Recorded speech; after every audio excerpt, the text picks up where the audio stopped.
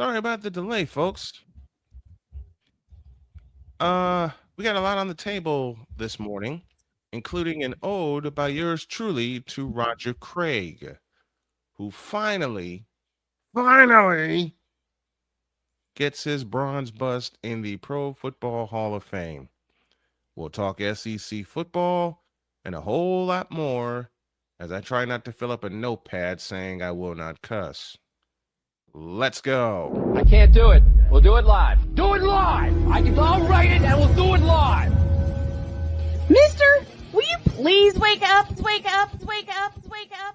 wake up? Good morning! Snowman here to all you Brock Purdy and San Francisco 49er haters. Shut up! I gotta thank you, Shane. I mean, whatever happened to the games where breaking 100 points was, I don't know, unusual?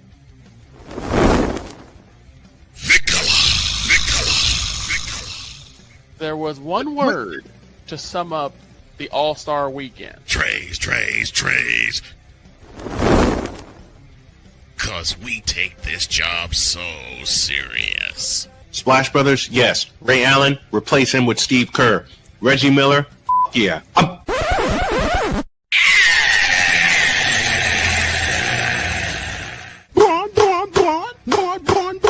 What in the all types of blue hell? Don't ask. No idea. Oh, yeah! No. I have an ode to Cleveland coming up here. Good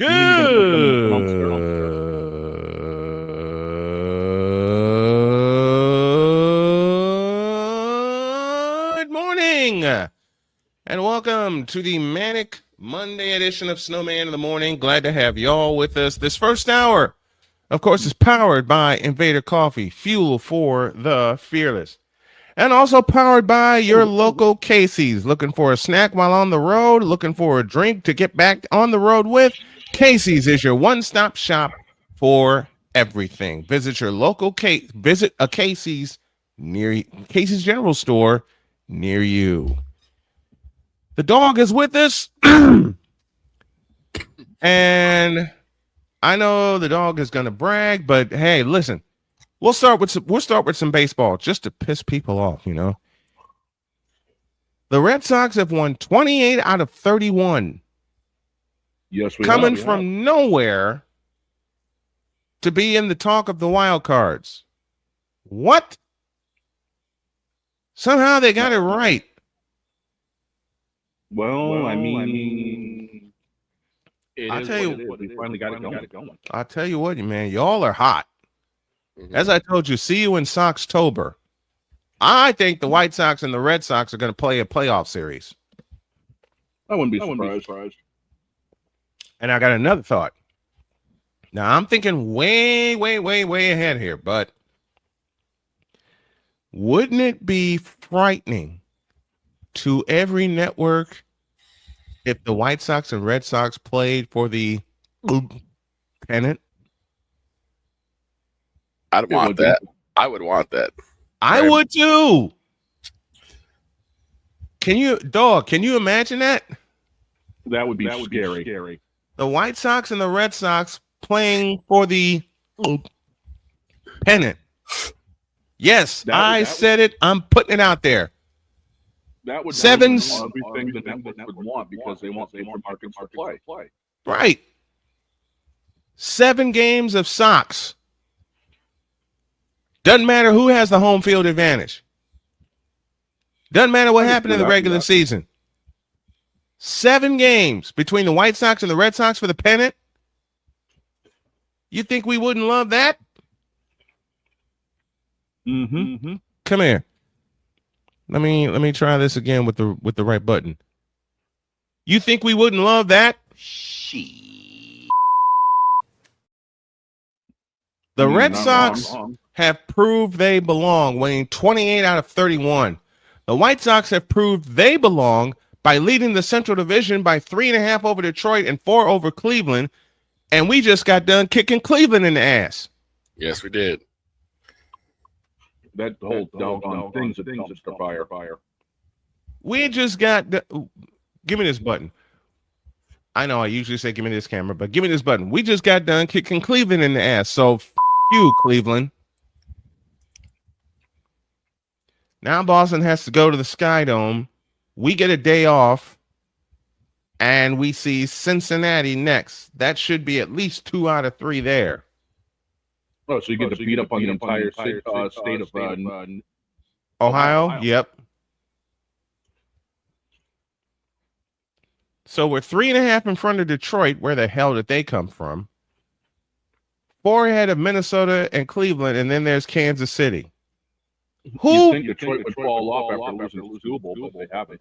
No, they have yet. Not yet. Now, everybody, man, give me this. I will do this the right way.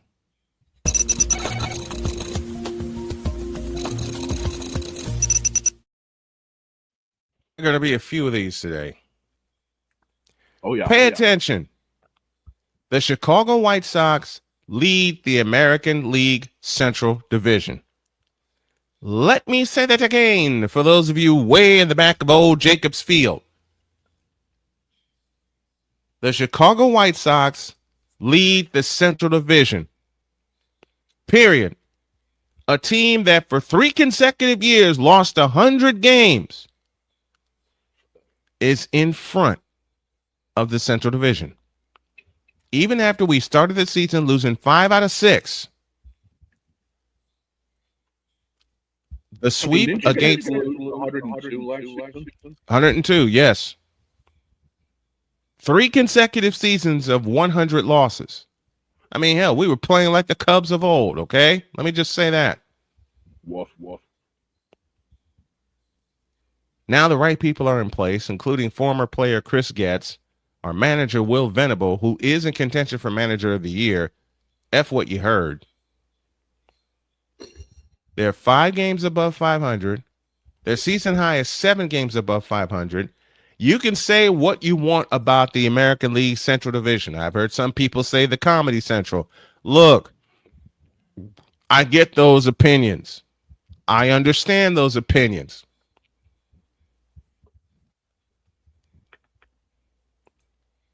But what you heard. The White Sox are in front in the Central Division, period. Period. The Boston Red Sox are blazing a trail to the playoffs themselves. But I guarantee you, nobody, and the snowman means nobody, thought the White Sox would be this competitive this far into the season. I guarantee you that. I mean, who the hell is Sam Antonacci? Who the hell is Tristan Peters, who's having a brilliant season? And there's a young man by the name of Braden Montgomery y'all need to watch for. Yes, a black man playing baseball. How about that? I've had many people ask me, what are you guys going to do with Munetaka Murakami? I hope he's answered your question. There is a player. Well, I love all the players. I love Murakami and calling his home runs. But there's an underrated player on this team. Well, I'll be honest, the whole team is underrated. But there's one in particular that has played his ass off and was an all-star this past year. His name is Miguel Vargas. I call him El Tigre whenever I do the lineups.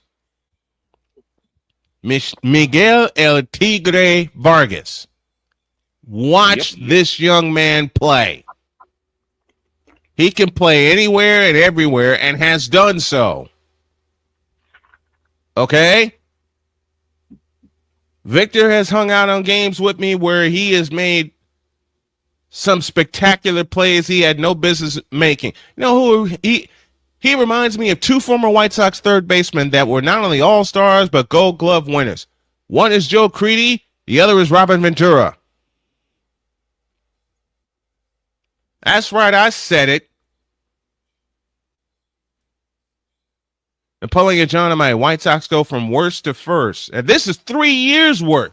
Yes. This is 3 years worth of frustration from a couple of Southsiders who have done games in those horrible 100-loss seasons. Instead of finding ways to lose a game, they find ways to win them.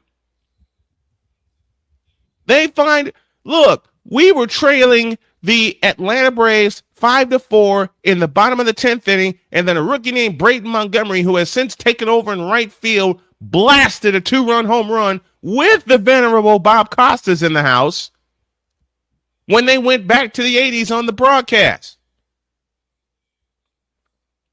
And won that game in 10 innings, 6-5. Cleveland was here earlier in the year. Cleveland led 4 separate times. We walked them off in 12 innings. Instead of finding ways to lose, we are finding ways to win. And yeah, I said we, because I've been a White Sox fan since 1982. Greg Luzinski, Tony Bernazard, Greg Walker. A year later came one of my first favorite sluggers in Ron Kittle. Many years after that came the Hall of Famer Frank Thomas. That same team in 1993 featured one of Victor's favorite pitchers, Black Jack McDowell. Yep. Remember him? Who won the Cy Young in 1993, by the way, with a marker 22-10. These young players do not care about what happened before. What they care about is 2026. And listen, Cleveland was on our ass coming to Chicago after Boston kicked us in the ass again. And yes, I paid my due to the dog. And yes, I also suggested Soxtober. Why not? If the freaking Toronto Blue Jays can say, why not us, and be 3 outs away from a world championship, then why the hell can't the White Sox do it? Why the hell can't we challenge the Boston Red Sox for the American League pennant? And to think of something else that Victor put in my head, which would have me and Jody traveling to Chicago for about a week and a half,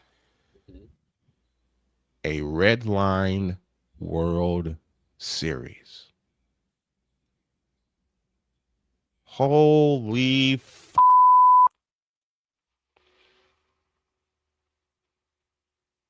So why not play Boston for the American League pennant? May the best team win.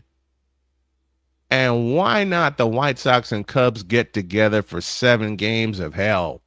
And I mean that in the most gracious of ways. Because the city of Chicago, to use a phrase from the great Joe Davis, television voice of the Dodgers and the lead voice of Major League Baseball on Fox, to use one of his phrases, this city would turn upside down. Mm-hmm.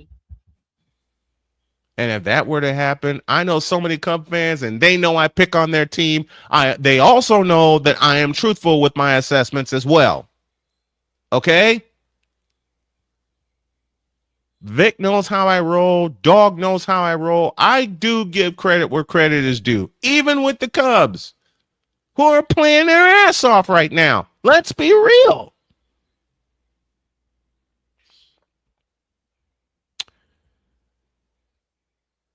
White Sox and Red Sox for the pennant. And then White Sox and Cubs for the World Championship. What? I'm sorry. What? The Cubs are 19 games above 500 right now. 19. and yet they still trail the best team in baseball in the Milwaukee Brewers by 5.5 games. Why do I laugh at the Cubs, as you ask? Playfully, there's one of them. But to get back to six up in their wild card. they got that wild card sealed up, man.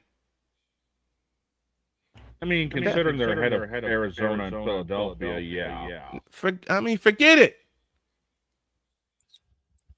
And while we're talking about wild things happening in the American League, I'll tell you a story about a former champion we like to call the Houston Astros.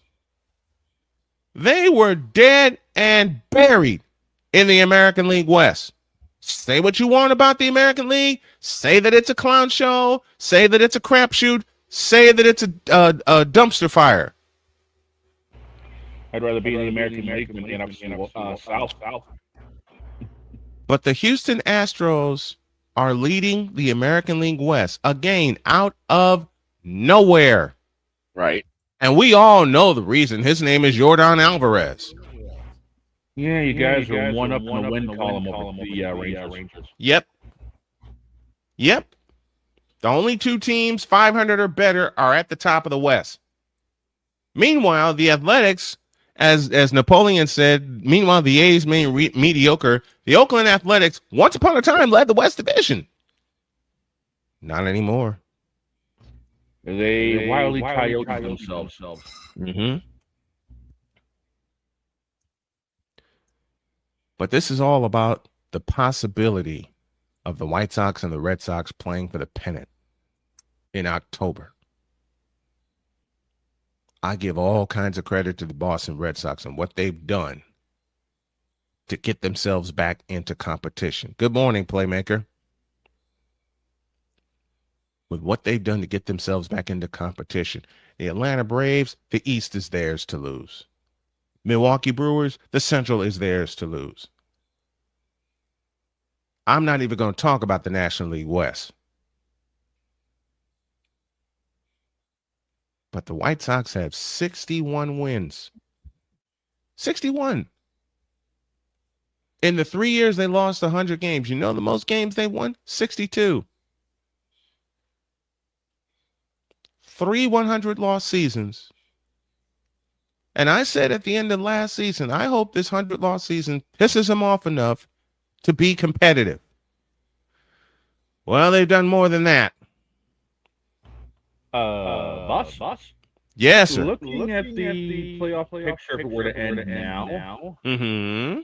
if the cards were played right, you would get your wish. I want it. Because I want if the playoffs were to start now, it'd be Sox, Yankees, Astros, Rangers in the wild card. Mm-hmm. Winner of Sox, Yankees gets the Rays. Winner of Astros, Rangers gets White Sox. Oh, God. A Yes, chance yes. to get even with the Houston Astros? Yep. The way they destroyed us 5 years ago? And on the National League side, it'd be feedback, Dodgers, Phillies, thing. Winners, feedback, the Brew, winners, Dodgers, Phillies, Braves. Damn.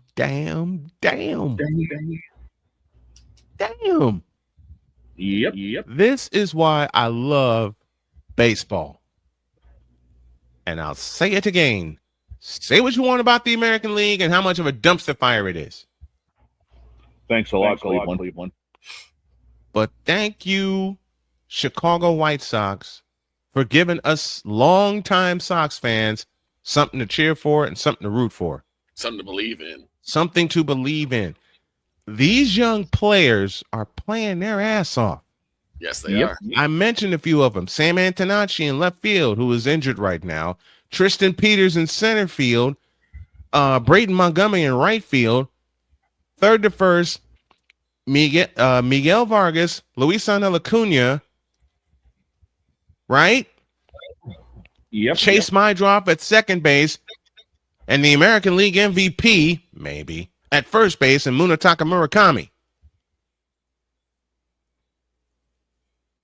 Kyle Teal is due to come back off the injured list. Edgar Carroll can catch.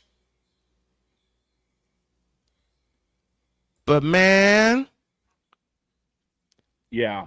the White Sox are going to hit their stride. If you call 61-56 with a 2-game winning streak just hitting their stride, look out. Exactly. Look out. Look out. And to answer Playmaker's question, it's a StreamYard thing. It doesn't matter who it is. Someone Yeah, Okay, so it is a StreamYard thing. Okay, because I switched mixers this morning. Yeah, originally I was. My controller just froze, and now Victor's going to echo, and then whoever else comes in is going to echo. Yeah, I'm Yeah. echoing now. Yeah, because my it's just, controller froze and I reset it. yeah. I switched mixers at the last minute. This morning. I reset the browsers. Mm-hmm. Yeah, And it's still happening. still going to do it. Yeah, it's a StreamYard StreamYard thing. So this I may mean, be we've the even last. tried new links and it didn't work. Yep. So this may be the last week we use StreamYard. More on that later. But man, Yeah,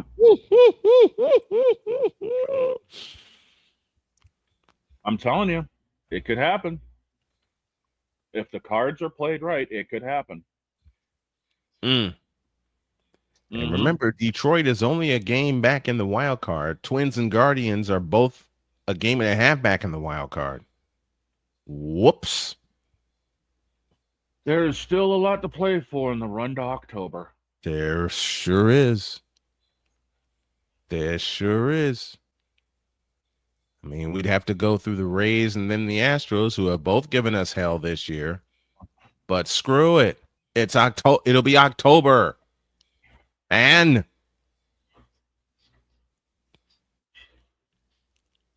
all I'm saying is keep your eyes peeled on this Chicago White Sox team. From a fan since 1982, and this even includes the 2005 World Champion White Sox, I have not seen a team come together this fast, this furious. Because it just pissed them off. 3 consecutive 100-loss seasons. Oh, you guys have got a very unenviable schedule coming up.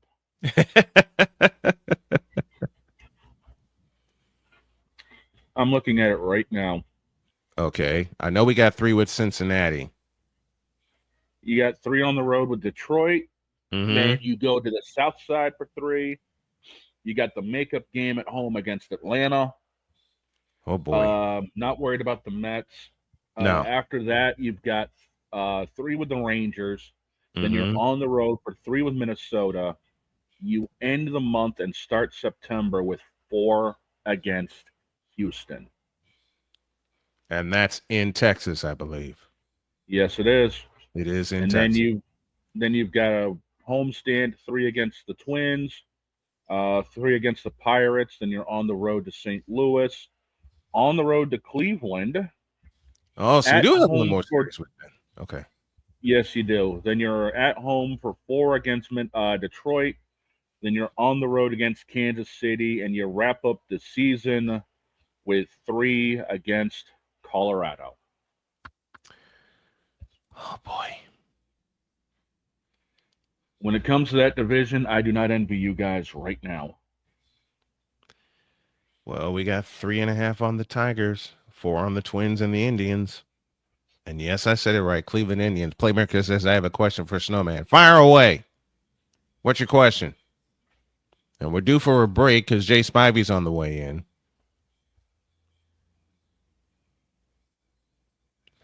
I haven't even seen the rest of the Red Sox schedule yet. I may actually check that right now. Yeah. Well, you check that. I'm going to say, watch this White Sox team the remainder of the season. Nobody told them they were supposed to be competitive. So they have given the rest of the American League the finger and saying, look at us. And in a way, so have Boston and so have Houston. That's no man's Let's see. fate. What's yours?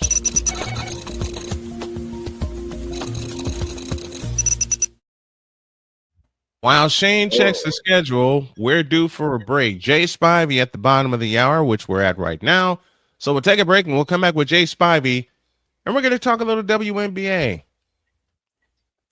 Hold on to your seats. Back in the deuce.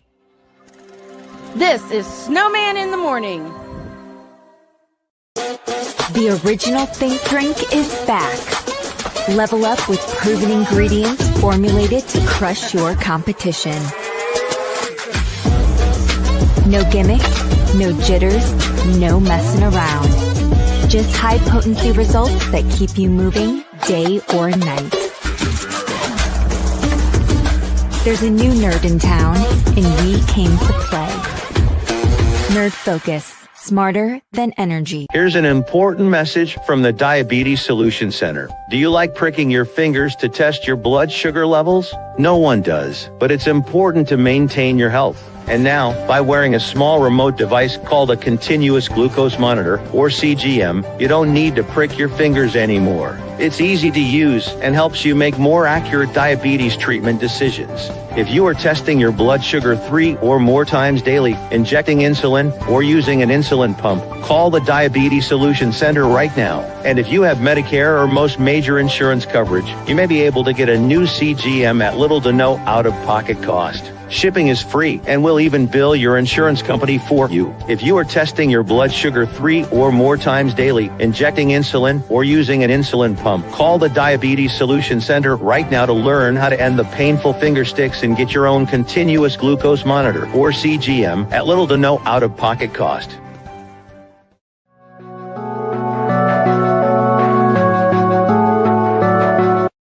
I want to do a TED Talk, but I don't have anything to talk about yet. I'm getting there. Life is for the living. We're not here that long. You can learn anything you want to learn without any money spent. What do I really enjoy? What do I really want out of life? I am your host, WIZE. Are you in a life holding pattern? Well, this is for you. Welcome to the Stuck in My Mind podcast. Live every Monday, Tuesday, and Wednesday at 4 p.m. Central.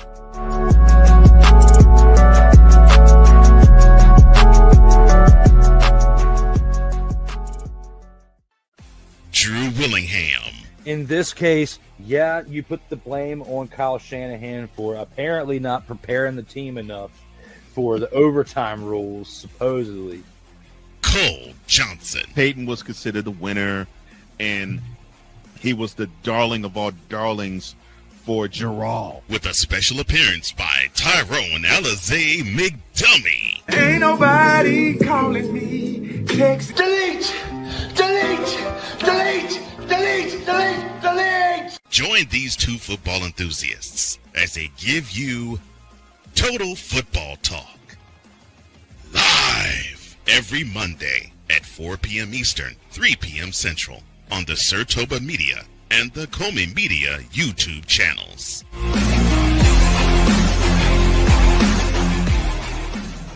Cause we take this job so serious. I'm sorry, you're what are these things called?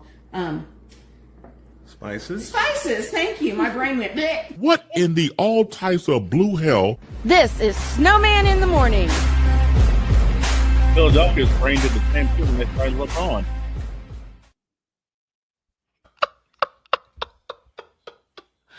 $34 after the hour. Jay Spivey is standing by, and Playmaker's question is, why does your fever always in the headlines away from basketball? I can give you the most honest answer I can give you, Playmaker. I have no f***ing idea. I have an idea. What's that? Because mainstream media doesn't care about the sport. They care about the controversy. You know what? I can't argue. I can't argue. Mainstream media is part of the power of the B, and the power of the B wants to be in a fever sink.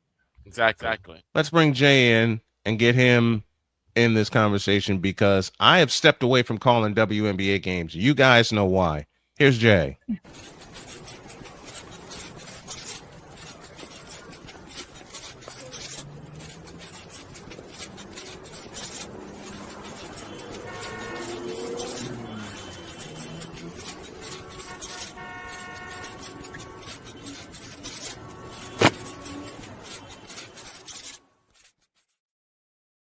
Jay Spivey is here with us. Good morning, sir. Oh, wait a minute. I didn't press a button. Now Jay Spivey is with us. Good morning, sir. How are you? Gentlemen, how are you? Good morning. What's up, Jay? Roger Craig finally got his due. Yes, he did. Unfortunately, it looks like it's too late. Yeah, with the dementia announcement. Yep. Why did they wait so long to induct Roger Craig? Why? He and there are quite a few others who should have gotten into many halls of fame who have not been in. Mm-hmm. I mean, we all saw him play. He was an integral part of the Niners. Yes. But I think he was kind of forgotten because the other guys around the team. Yeah, Jerry Rice, Joe Montana, Ronnie Lott. But Dwight Clark. All those defensive players. Mm-hmm. Fred Dean, Charles Haley. Mentioned Ronnie Lott, but it makes me cry. I cry when I heard his announcement. I also cried tears of happiness when Charles Haley and Ronnie Lott knocked on his door with the news. Yes, I saw that too. Do you think it had anything to do with outside reporters? Because we know that mostly it's the reporters, the beat writers that usually vote for the HOF. Where's that background noise coming from? Do y'all hear that? Yeah, it's our thing. It's StreamYard. Okay. We're next week, Jay. We're gonna use a different character, so just okay, never mind. But just hang tight with us. I'll just ask because it seems like a lot of times if the beat writers have a problem with you, they'll find a way to keep you out of the HOF. Mm-hmm. And if they like you, even if your record isn't as stellar as another, they'll find a way to shoehorn you in. Midnight Mike is with us. Calvin Rogers is with us. Thank you, gentlemen, for joining us. I didn't do a game yesterday because of equipment problems it took me a long time to solve, and I was also busy working behind the scenes. Jay pointed something out to me with Luke Kuechly, former Panthers linebacker, getting into the Hall of Fame. I'll give you all a guess as to who was not there to help honor him.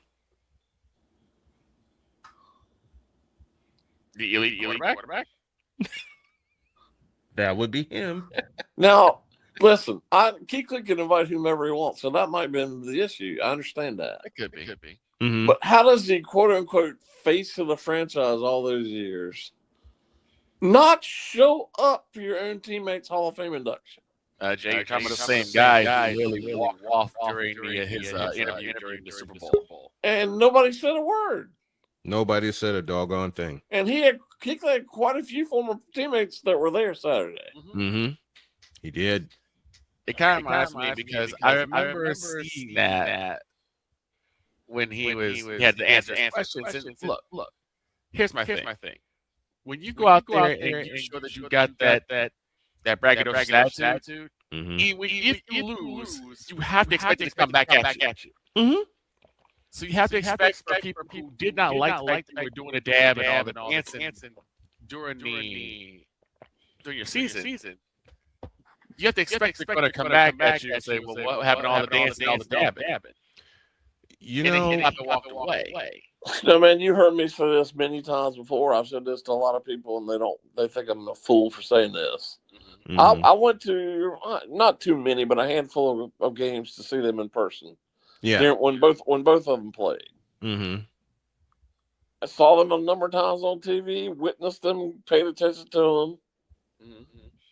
Despite what people think, Luke Kuechly was the best player on that team. I agree. Yeah. When he was healthy, and I understand he had many health issues because he played so hard. Mm-hmm. He was almost unstoppable out there. Mm-hmm. He was all over the field.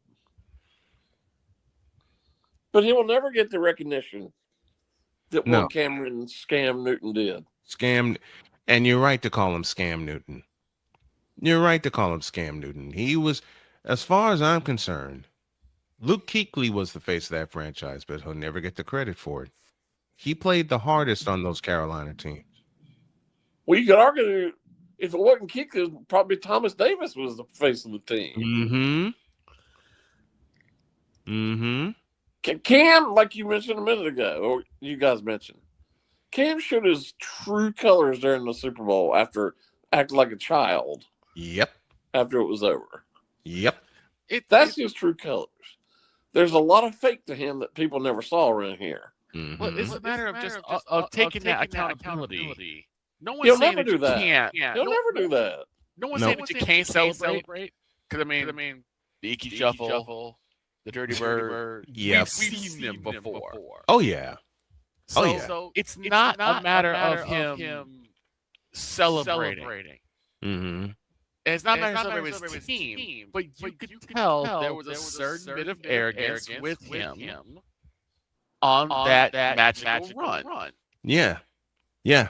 And then when you lose, you have to stand there and take it.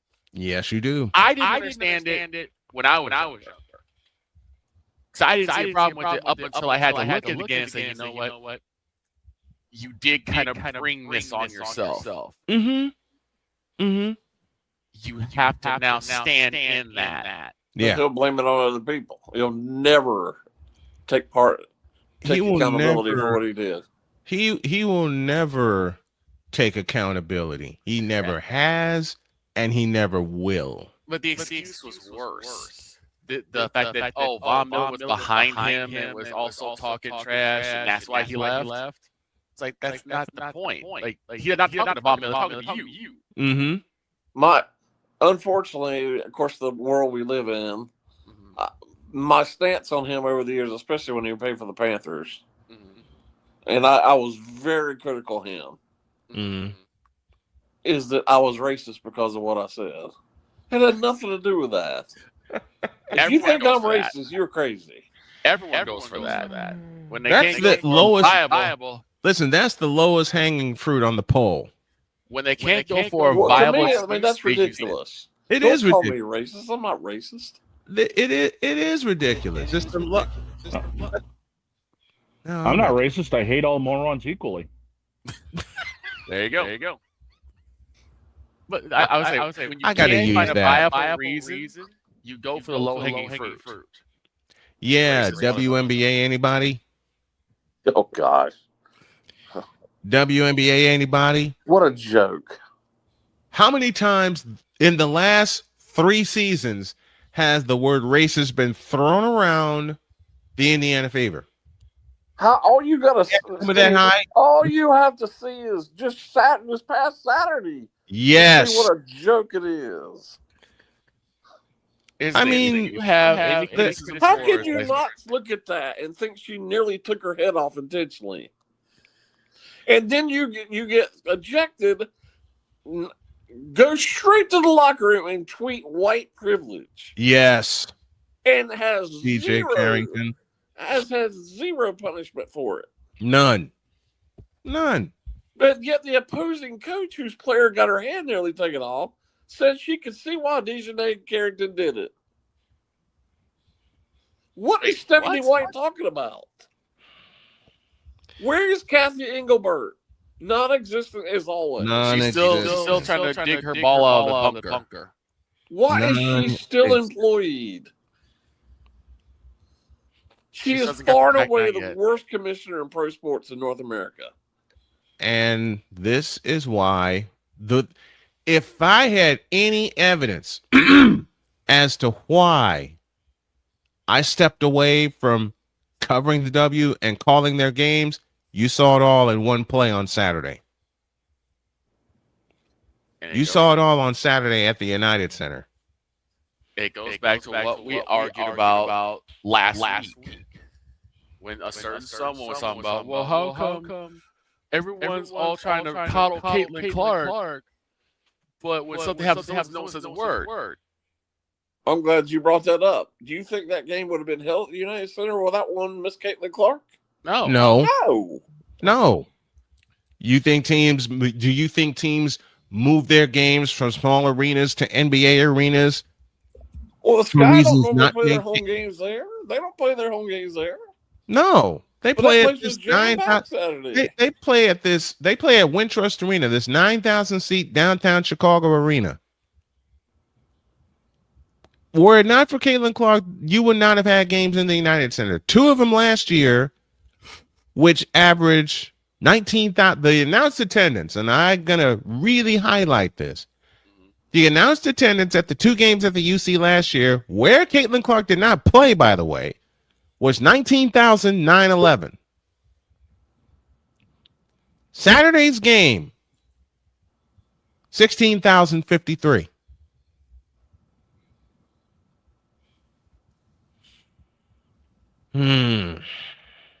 It just seems to be very interesting. And then see the people, and I know social media is a cesspool.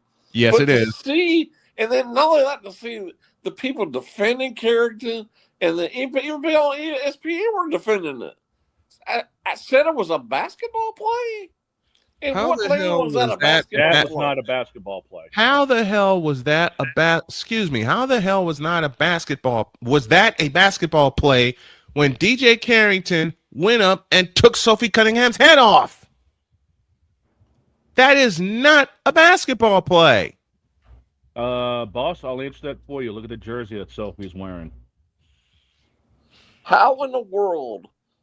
First of all, I understand she should have gotten the ejection, but how are you allowed to go straight to the locker room and tweet white privilege and suffer 0 consequences for it?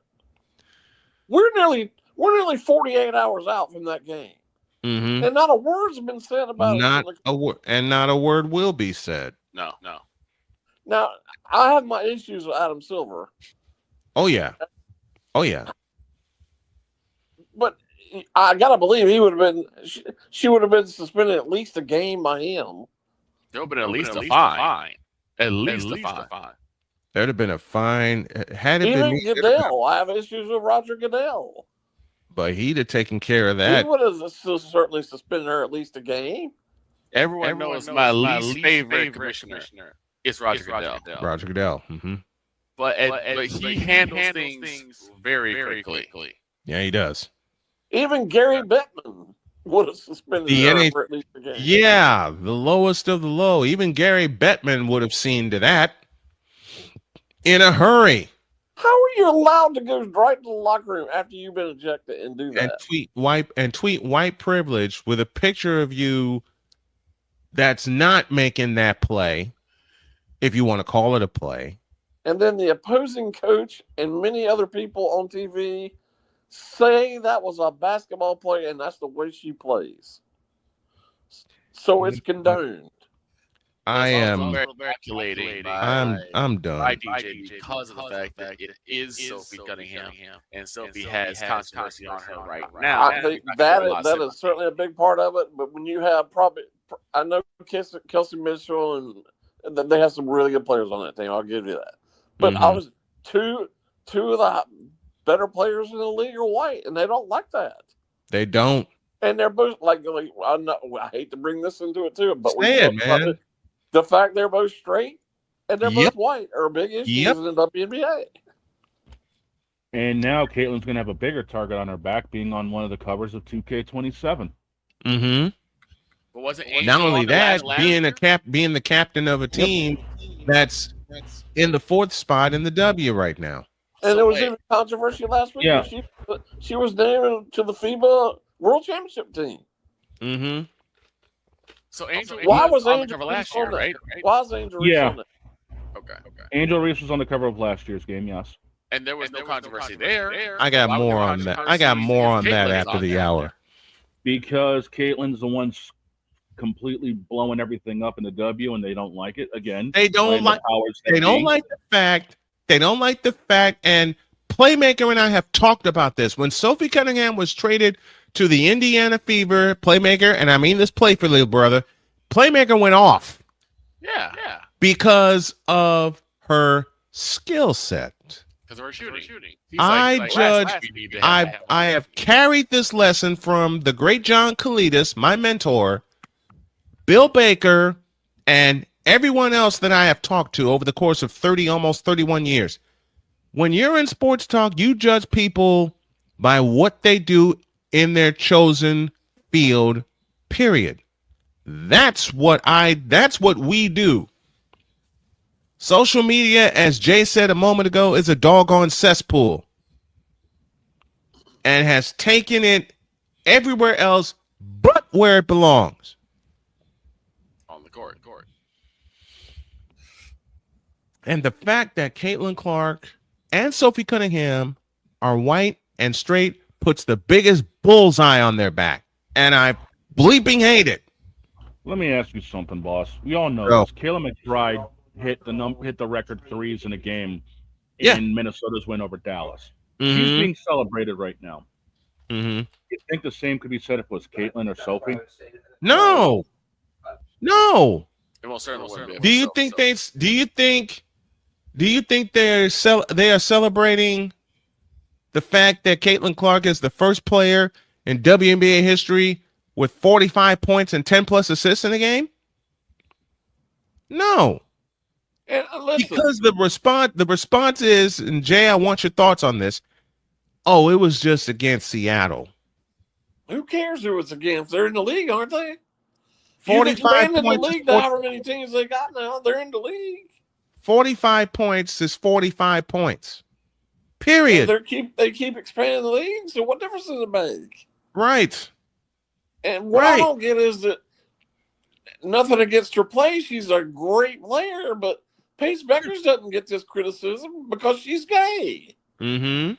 But she's white. What difference does it make?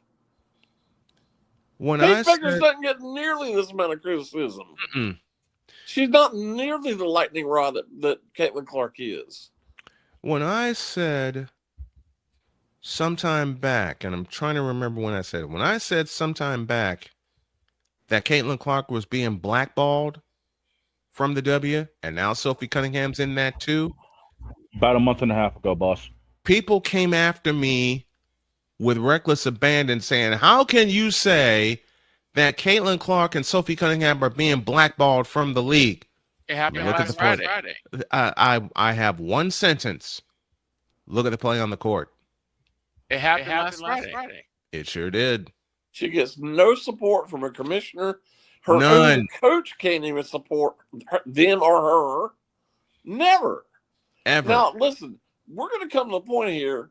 Caitlin Clark doesn't need this league any longer, No. really. No, as much money as she's making in endorsements, Mm-mm. she doesn't need the WNBA. She can start. I didn't know she needs basketball anymore. Mm-mm. Although she can make a fortune in Europe. Oh, yeah. We're going to come to a point where she might just say, screw y'all, I'm leaving. And that's going to happen I'm predicting that's going to happen within the next 2 years. And Sophie's going with her. And when she that can happens, live very the league comfortably will without the WNBA. Mm-hmm. And when that happens, the league will collapse. And I'm going to sit here and laugh. What is she making? What, $30 million a year from her new shoe from Nike? Yep. Just the Nikes. Something All like the that, other yeah. girlfriends not even counted in that. The Nikes alone have made her comfortable. Will make her comfortable. Damian Hernandez. If CeCe and Sophie weren't white privileged, why Sophie isn't getting punished for everything she does, but Dejanay gets punished one thing, and why is the government getting involved because of CeCe? Damian, let me answer. Let me go from top to bottom with Damian. Let me answer first. Go. What part? Either Sophie or CeCe was considered white privilege. I want to answer that. I want an answer to that too. When you have your head taken off. They have absolutely nothing. Them personally, they have absolutely nothing to be considered as white privilege. The only reason we say that is because you don't like them politically. That's it. That's the biggest problem. Because you don't like them politically.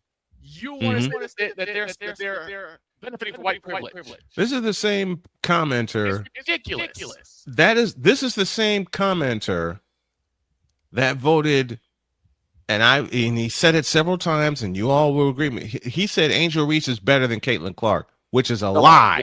That's his opinion. He can have that. That's his opinion. That's his opinion. Yeah, but we all know from watching that's a lie. That's a lie. It's his That's opinion. absurd. He can have his opinion. But then why do you need to go and try to attack them and say that what they're doing is benefiting from white privilege? You have no proof of that. Listen, I am hardly an avid watcher of the WNBA, but I do watch parts of the Fever's games when they do play.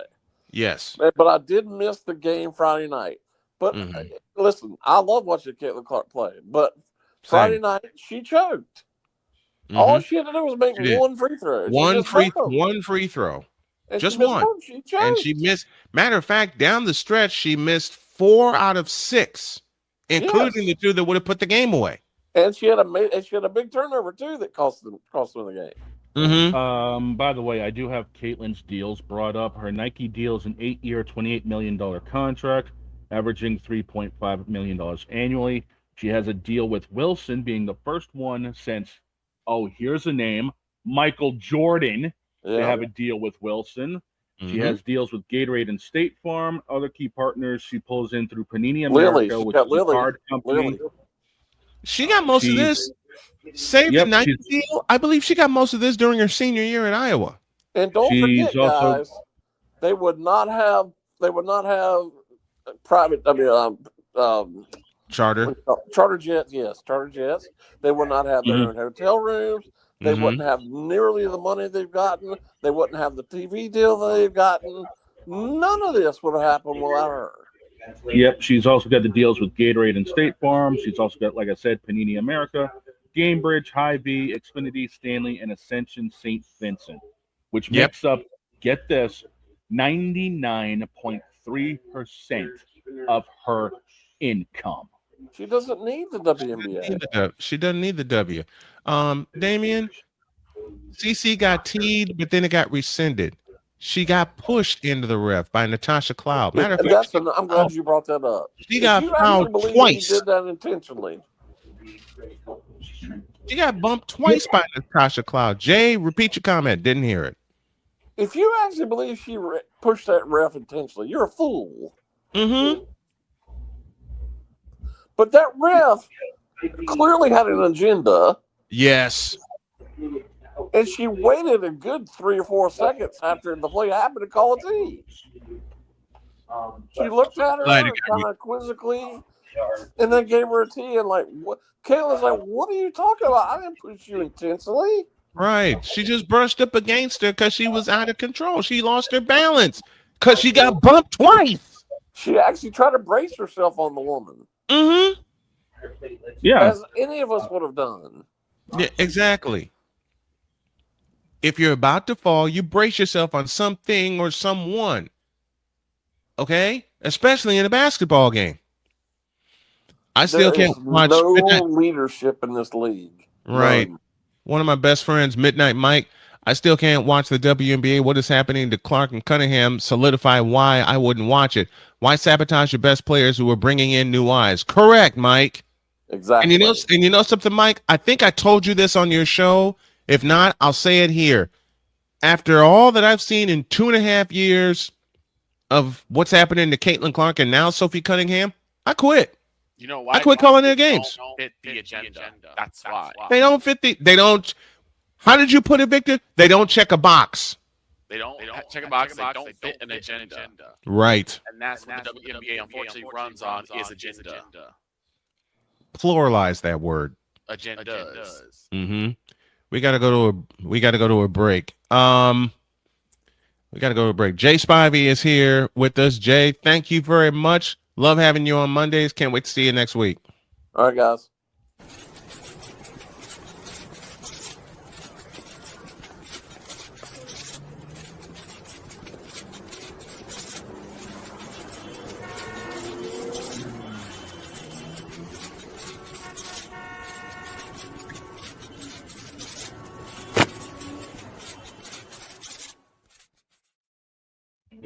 I'll have a segment on Patreon about this because there's a few extra words I want to slip in.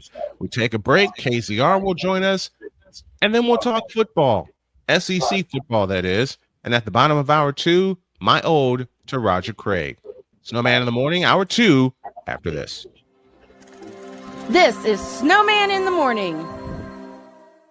Here's an important message from the Diabetes Solution Center. Do you like pricking your fingers to test your blood sugar levels? No one does, but it's important to maintain your health. And now, by wearing a small remote device called a continuous glucose monitor, or CGM, you don't need to prick your fingers anymore. It's easy to use and helps you make more accurate diabetes treatment decisions. If you are testing your blood sugar 3 or more times daily, injecting insulin, or using an insulin pump, call the Diabetes Solution Center right now. And if you have Medicare or most major insurance coverage, you may be able to get a new CGM at little to no out-of-pocket cost. Shipping is free, and we'll even bill your insurance company for you. If you are testing your blood sugar 3 or more times daily, injecting insulin, or using an insulin pump, call the Diabetes Solution Center right now to learn how to end the painful finger sticks and get your own continuous glucose monitor, or CGM, at little to no out-of-pocket cost.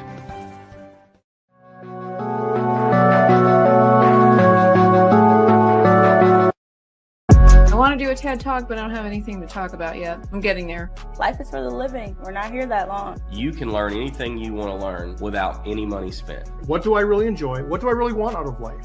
I am your host, WIZE. Are you in a life holding pattern?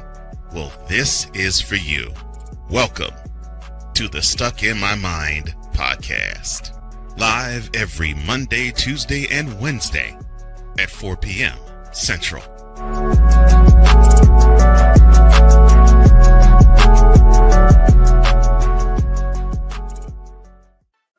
Drew Willingham.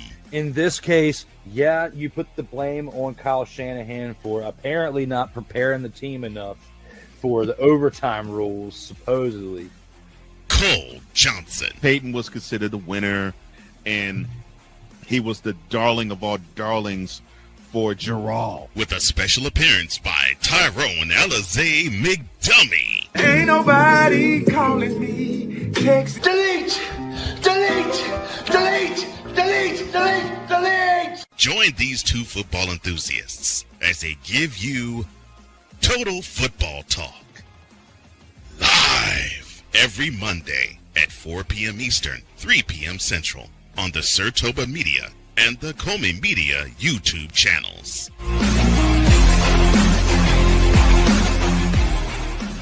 Join the transporter to Hades. Your butt and gut becomes one.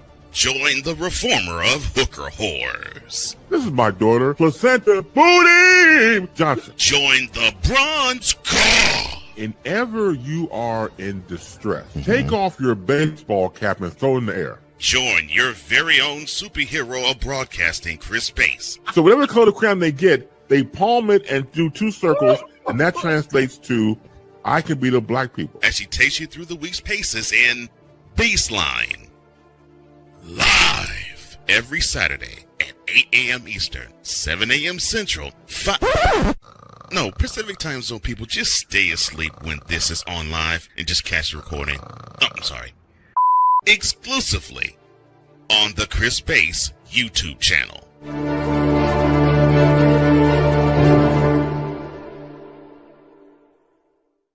Cause we take this job so serious. I'm on Alarm Island. Give me them cocks! What in the all types of blue hell? This is Snowman in the Morning. Oh, for God's sake. Why? What did you say? What did you say your tombstone would read? I'm on Alarm Island. No, it's Alarm Island sunk. There were too many cocks.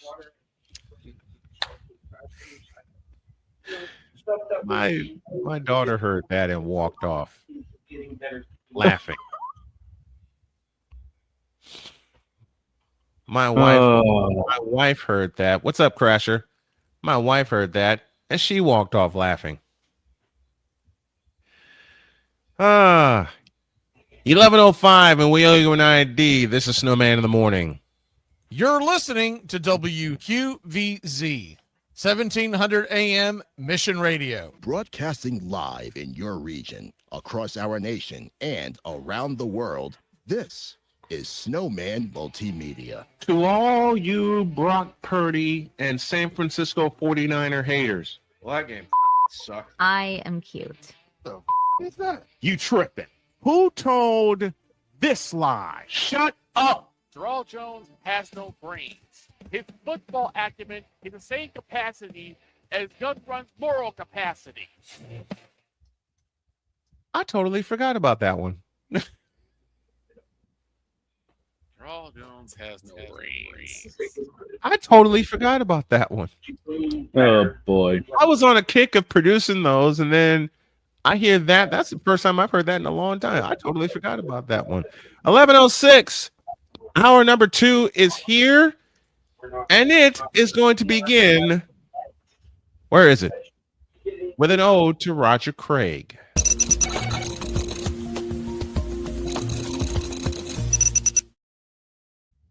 And before I begin, a shout to those of you who are tuning in via the Worldwide Sports Radio Network as well as the Shady Sports Network. We love you all. Okay. I have been wanting to do this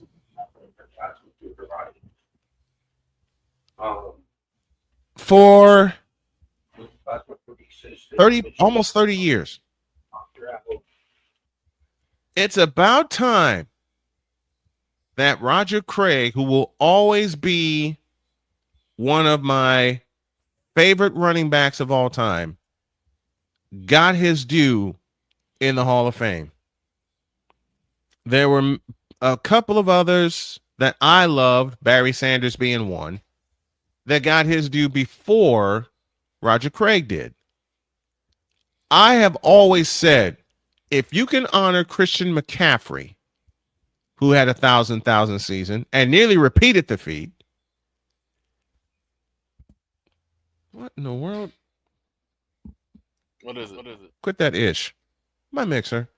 If you can honor Christian McCaffrey, who had 1,000 season in 2019 and nearly did it again last year, if you can honor Marshall Faulk, who had 1,000 season, with not only if you can honor Marshall Faulk with a Hall of Fame selection, for years I asked the question, why couldn't you do that for the person who originated the stat in the first place?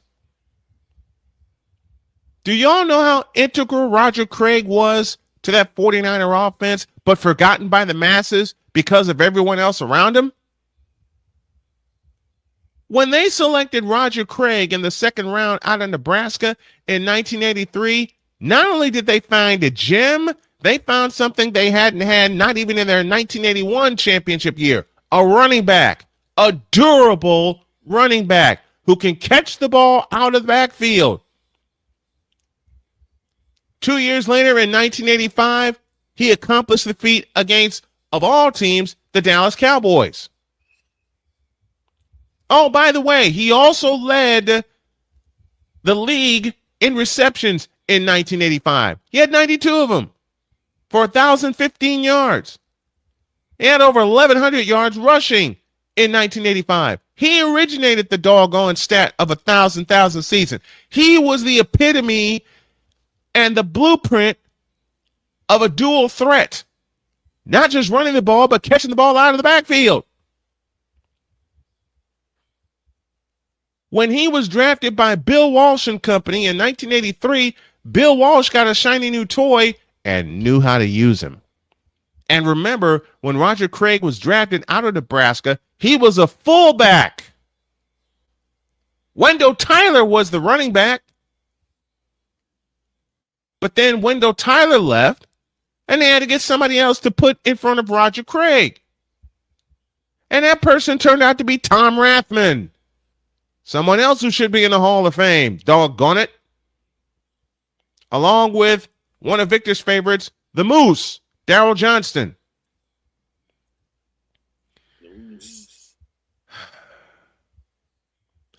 But I have said for many, many years, and I kept asking the question, why won't Roger Craig ever get his due? And people have come after me saying he doesn't deserve it. Look at the numbers. That was their reasoning for many, many years. The numbers don't allow him to be in the Hall of Fame. The numbers. When I look at a Hall of Famer, the first thing I look at is impact. And all those who were enshrined this year, Drew Brees, Luke Kuechly, Larry Fitzgerald, Adam Vinatieri, all of them made an impact on the game. Roger Craig made a huge impact on the game. Why do you think a lot of teams have running backs that can catch the ball out of the backfield? Why do you think the 49ers made a play for, I don't know, Christian McCaffrey? Roger Craig introduced the dual threat running back. He introduced it, he refined it, he perfected it. He was the first to have a 1,000 season. And damn near had a couple more, but they wanted to concentrate on him running the football. Los Angeles Rams, 1988. Hello. Oh, the hell with that. Any game he played in a 49er uniform. Oh, by the way, you know how much of a dual threat he was? In Super Bowl 23, and Shane, look this up for me. I think my numbers are correct. Okay. Montana threw for 357 yards in that game. Jerry Rice caught 11 for 215, but you know who the second receiver the Niners had that caught 100 yards worth of passes from Joe Montana? It was Roger Craig. He caught 9 for 101 yards.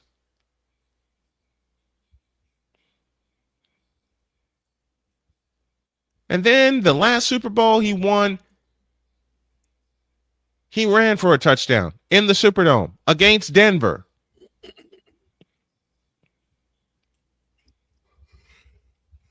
But Super Bowl 23 should have been the highlight mark for Roger Craig, because Cincinnati took it upon themselves to try to stop him from running. They didn't stop him from catching the ball. Oops! Joe Montana, 23 of 36, 357. Rice, 11 receptions, 215. Craig, 8 receptions, buck 1. 17 rushing attempts, 71 yards. He caught 8 for 101 yards.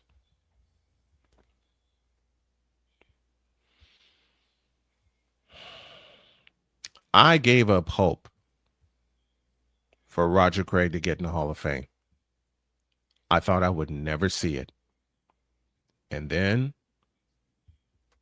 I got the news accidentally that during Super Bowl week in San Francisco, mind you, that the news dropped that Roger Craig got in the Hall of Fame. Do you know how much time I spent researching that to make sure it was true? I was saying to myself, to every outlet, don't f with me like that. And then the confirmation started rolling in. I was so happy this happened.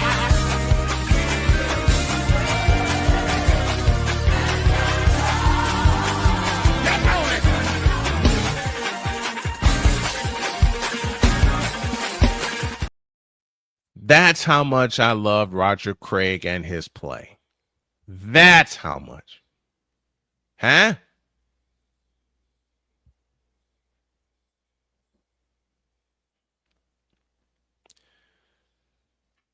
Roger Craig,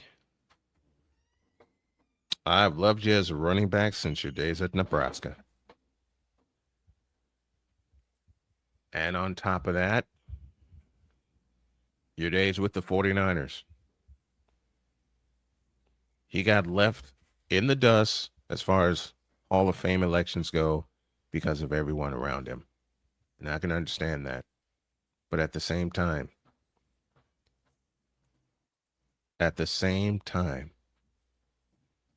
Roger needed to be in. And it made me cry tears of happiness that he did get in, but it also made me cry tears of sadness to find out he's also going to be battling dementia.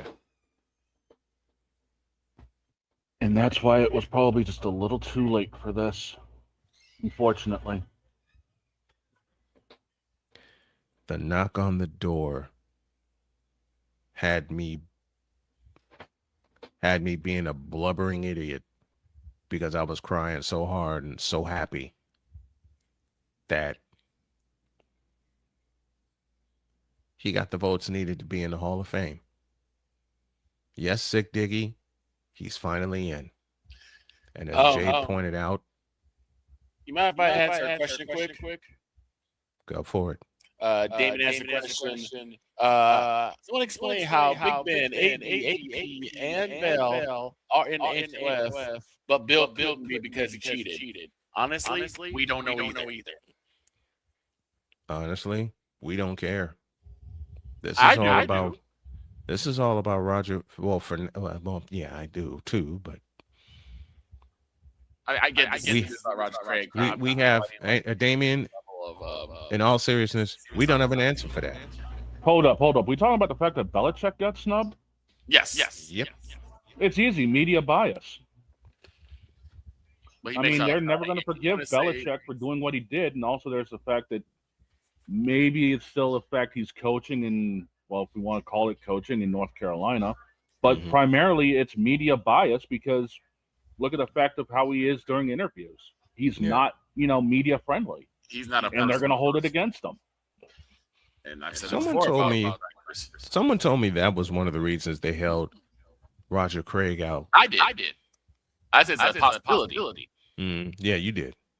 I mean, it's not a possibility when it comes to Belichick. I'm going to give you the cold hard fact. That is more than likely the reason why he's not in the Hall of Fame right now. No, you're right. He's not media friendly. It is the reason. It is.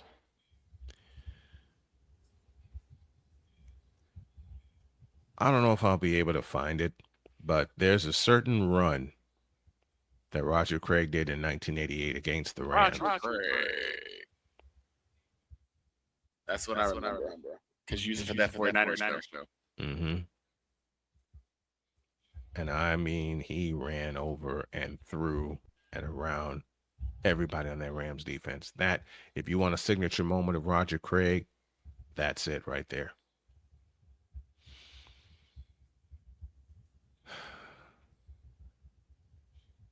I wish they had not been this late in inducting Roger Craig. I wish they had not been this late in realizing how much he meant to that 80s dynasty in San Francisco. I wish they had done this for Super Bowl 50, not 60.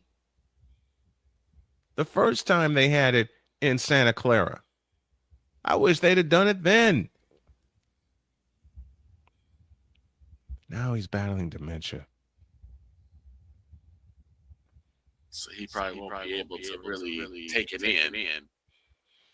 He took it. The knock on the door told me how much he took it in.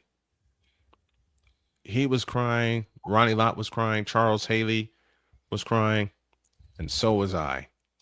Anyone who knows me or knows of me, whenever they ask who is your favorite running back, I am always going to list Roger Craig as one of them. Peyton, Sanders, and then Craig. Hey, we have the what we call it, the snowman soapbox. Yes. But Roger Craig, this is for you. This is finally for you.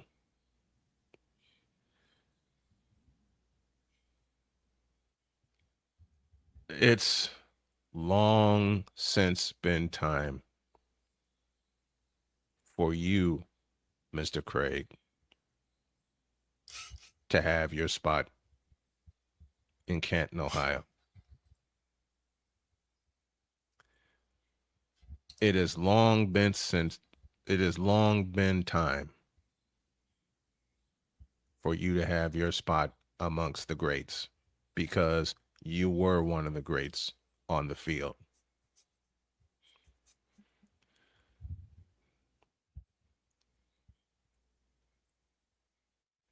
I couldn't be happier, because now it feels like the circle from that dynasty is complete.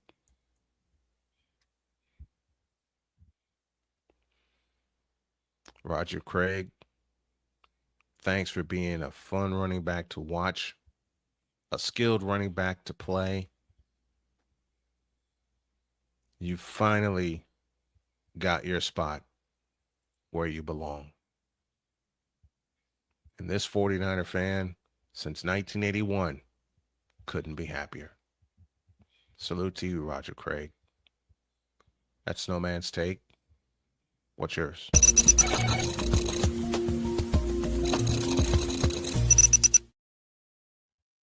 I better go to a break before I start crying again. When we come back, more fun stuff, including a sneak peek into the SEC.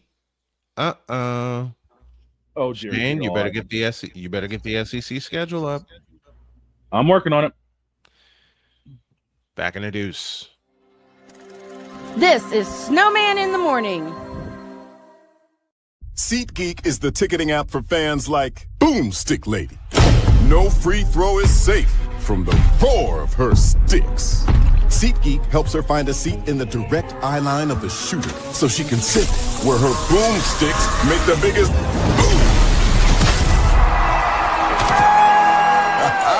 Everybody okay? SeatGeek handles the tickets to sports, concerts, and more, so fans can fan. During bad weather, driving can become downright dangerous. What's your emergency, please? Trust Battle Vision Storm, the revolutionary glare reduction glasses that turn your sight bright during bad weather at night or during the day. Watch your ordinary vision become extraordinary. Battle Vision Storm uses light optimizing lenses that block blue rays so you see clearly in heavy rain at night or blinding snow during the day.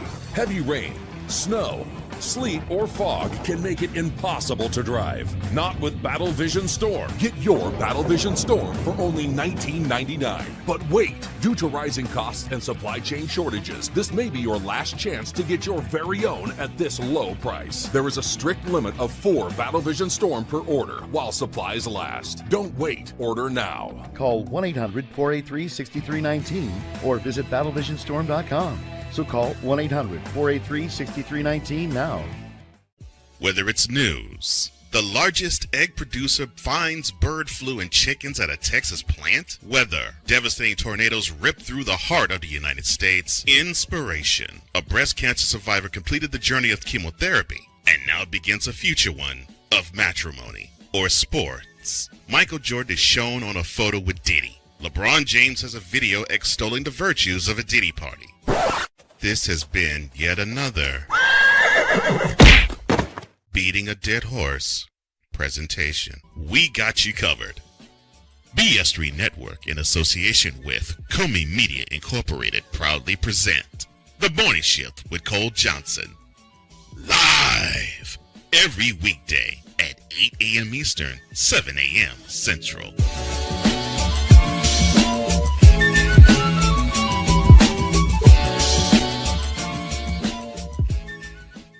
Here's an important message from the Diabetes Solution Center. Do you like pricking your fingers to test your blood sugar levels? No one does, but it's important to maintain your health. And now, by wearing a small remote device called a continuous glucose monitor, or CGM, you don't need to prick your fingers anymore. It's easy to use and helps you make more accurate diabetes treatment decisions. If you are testing your blood sugar 3 or more times daily, injecting insulin, or using an insulin pump, call the Diabetes Solution Center right now. And if you have Medicare or most major insurance coverage, you may be able to get a new CGM at little to no out-of-pocket cost. Shipping is free, and we'll even bill your insurance company for you. If you are testing your blood sugar 3 or more times daily, injecting insulin, or using an insulin pump, call the Diabetes Solution Center right now to learn how to end the painful finger sticks and get your own continuous glucose monitor, or CGM, at little to no out-of-pocket cost. 'Cause we take this job so serious. Dear bronsexuals, You fool! What in the all types of blue hell? This is Snowman in the Morning.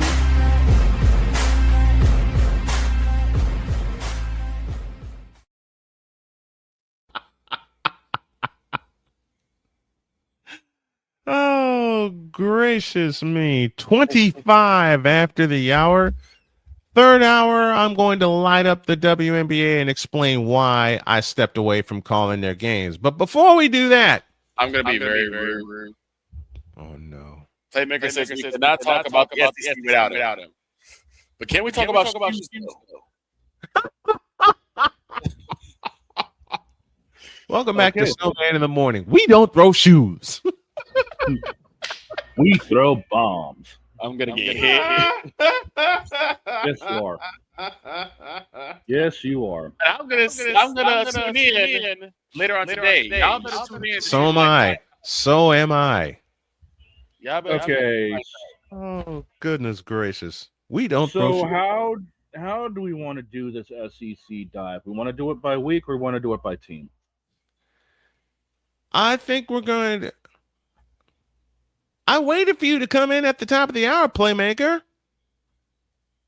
You got the link, or do you? If you don't have the link, that's on me. Get the link again.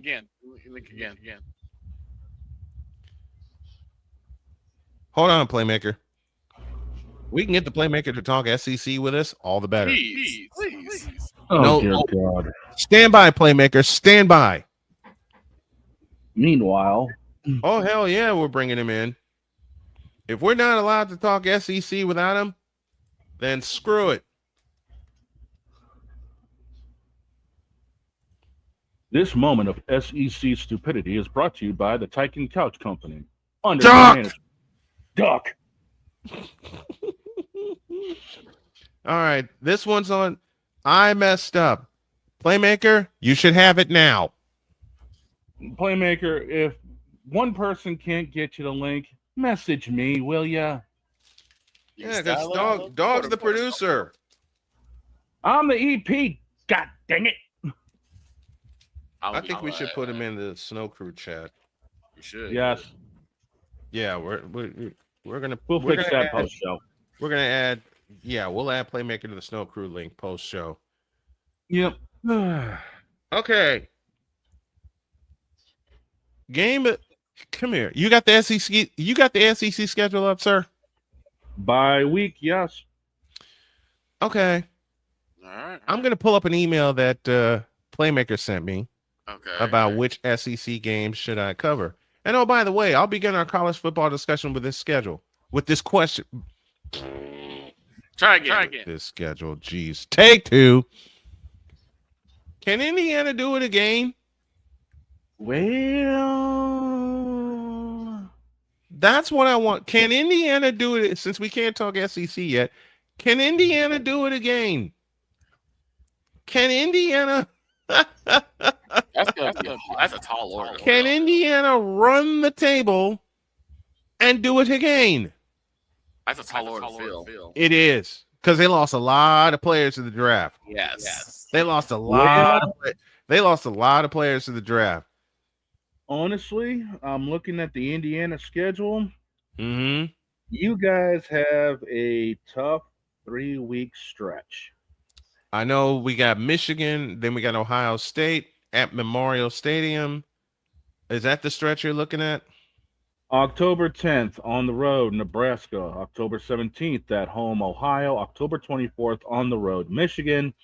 Oof. And then just because, why not, on Halloween at home, Minnesota. Minna-frickin-soda.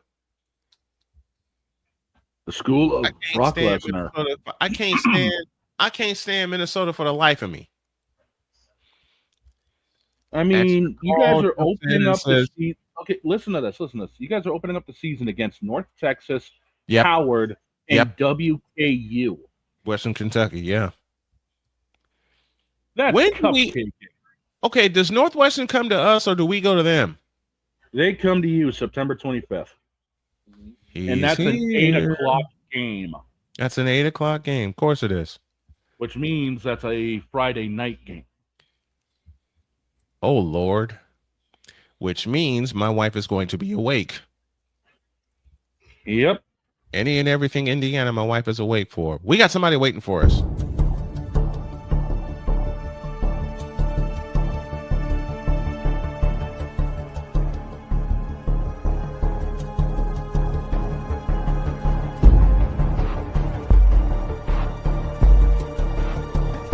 Now, forgive me not knowing the brother. You got your mic, but I don't know who the hell you are. It's like you're in the Broadcasting Witness Protection Program.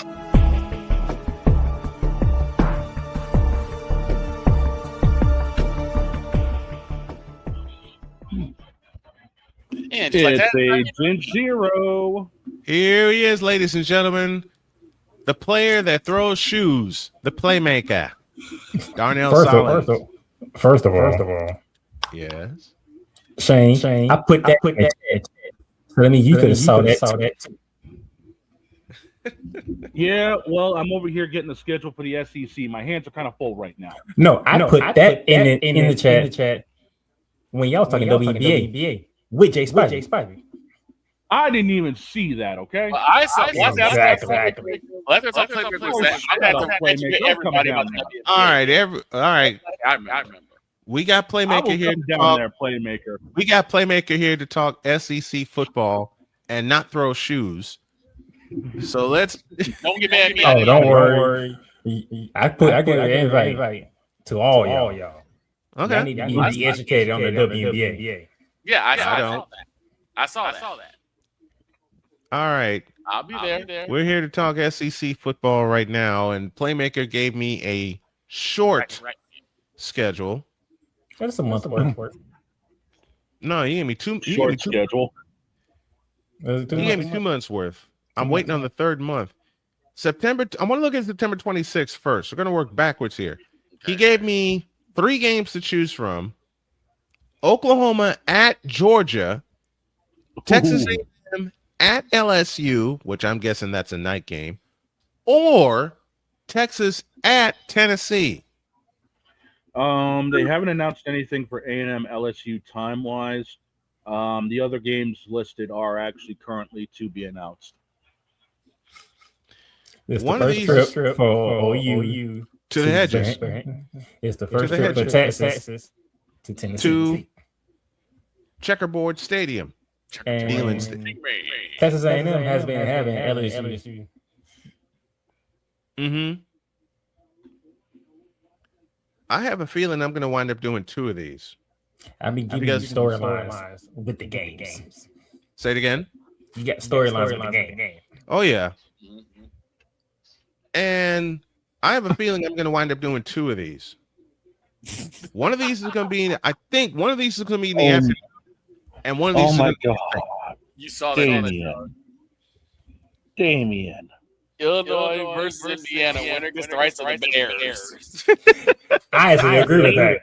I do too. I do too. Damian, you, sir, are a troll. Yes, the winner of Iowa. The winner of Illinois versus Indiana gets the rights of the Bears. Gets the Chicago Bear. The greatest troll in the world is that man's co-host and the EP of all UVs. Use a troll. Exactly. Use a troll. Troll. Use a troll. I said that use a troll. Did I see that right? God help me. The NBA schedule coming out this week? This week. Yes.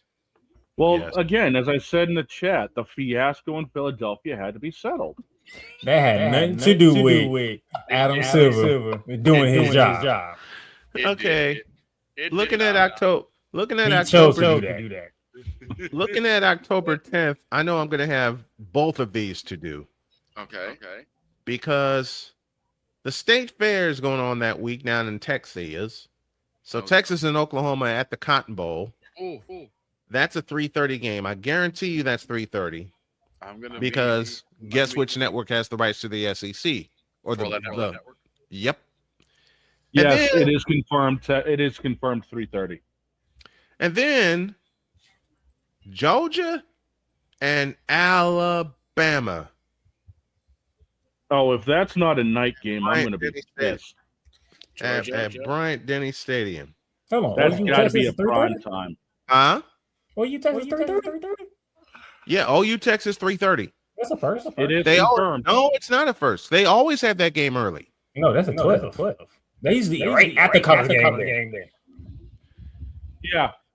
Well, it's typically at 12 o'clock. Typically it was at 12 o'clock. So Playmaker, you're right. But this year they're doing it at 3:30. Ratings. And then Bryant Denny Stadium will see the Bulldogs taking on the host Crimson Tide. I guarantee you that's a 7:30 kickoff. That's got to be. I mean, if they want to do this, guarantee you that's a 7:30 kickoff. Because there's no way that's a noon game. That's your ABC. Yep. Yeah. There's no way that's a noon game. Yeah. So I'm going to be doing both of those. It begs the question: which game Chris Scott and Kurt Hershey are calling? Georgia, Alabama. Yeah. Georgia, Alabama. I don't know because they always do Texas OU. Yeah, they always do Texas OU, but I think this time they're going to send them to Alabama. But the question is, where does game day go? You know what? Playmaker brings up a very good point. I think the lineup is going to be Fowler and Herb Street go to the Cotton Bowl, and then Sean McDonough and company will go to Alabama. Yeah, I could see that. McDonough does do a lot of Alabama stuff. Fowler and Herb Street are Team 1A, and McDonough and company are Team 1B.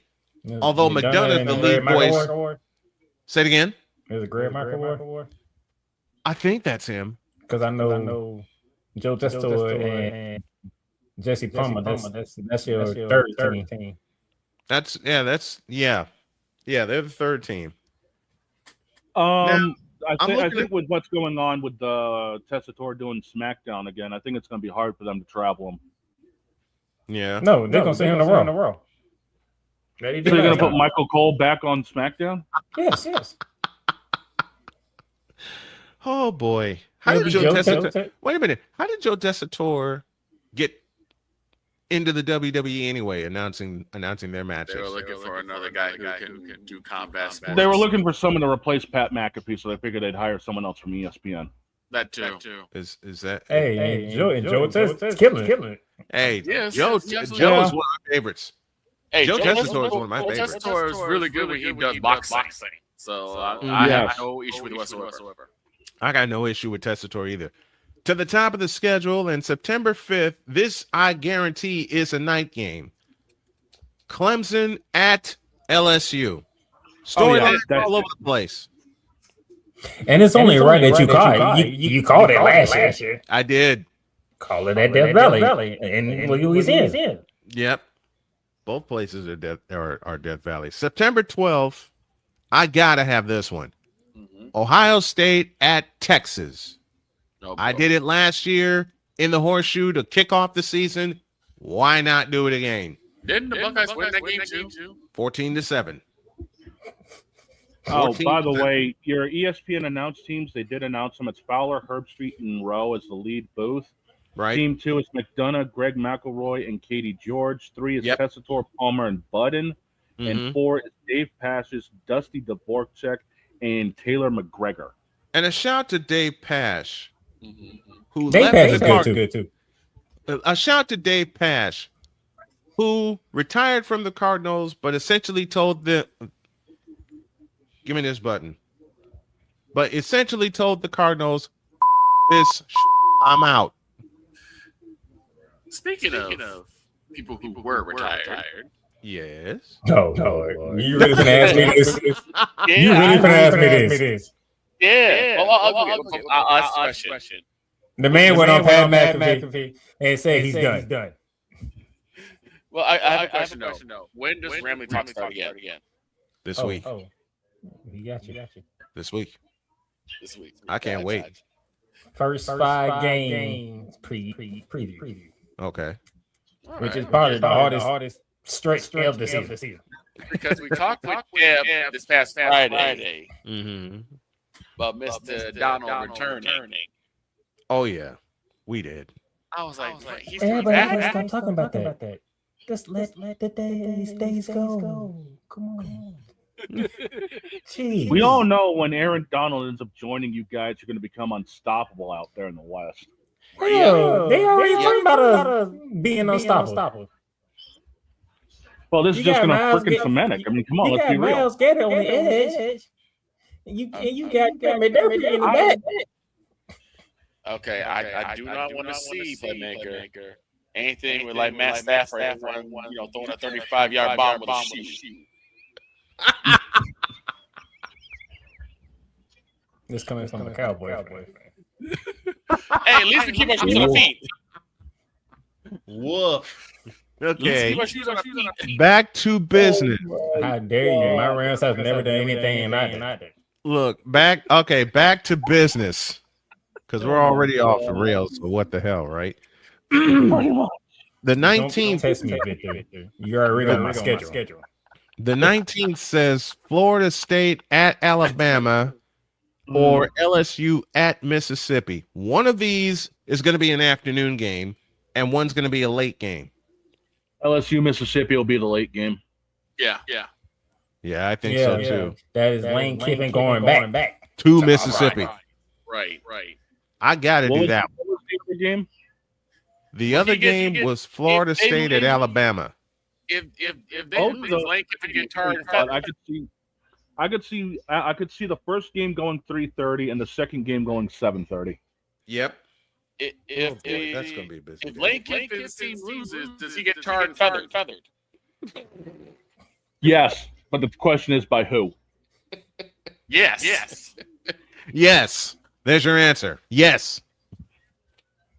I mean, you pull a decision. We did. Now, why, Playmaker, why on October 3rd, he gave me a choice. Okay. Why Florida at Missouri? That'll be a new Missouri game. was a dark horse last year. Yeah, they were. And we don't know what this new era of Florida is going to look like. Fair enough. Fair enough.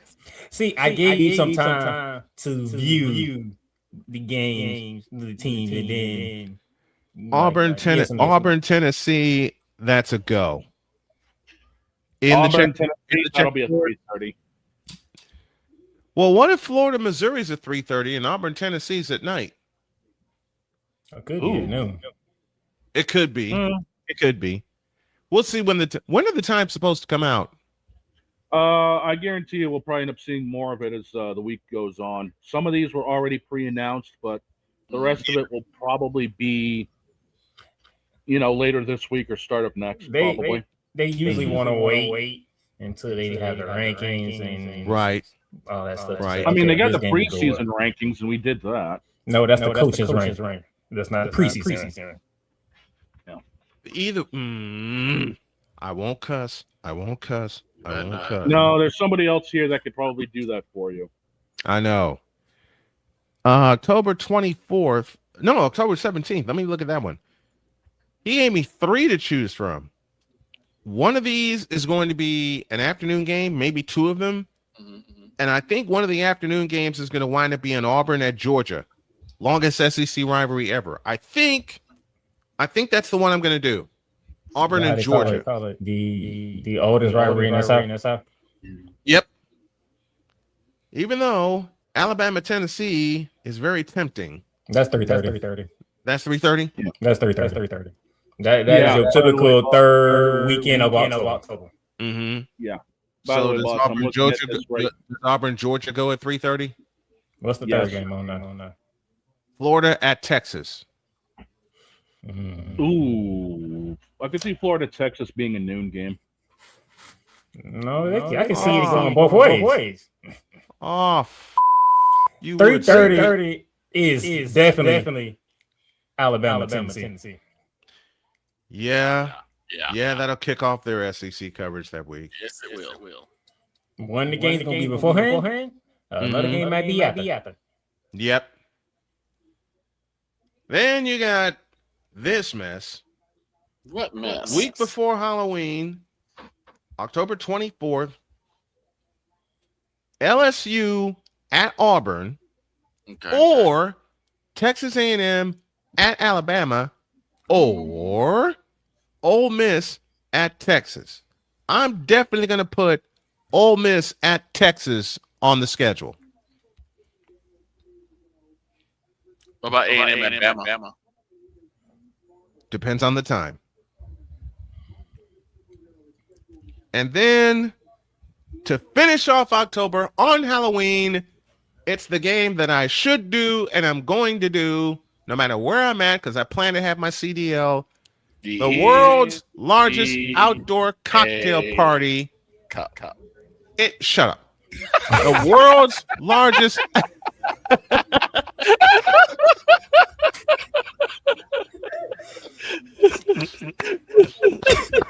Bravo, Victor. Bravo.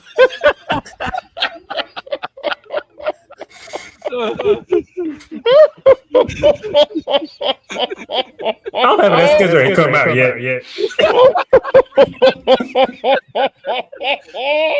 I just remember last year, and I had to run with it. Hey, he did that for me. He did that for me. Right. I did both of y'all. Oh.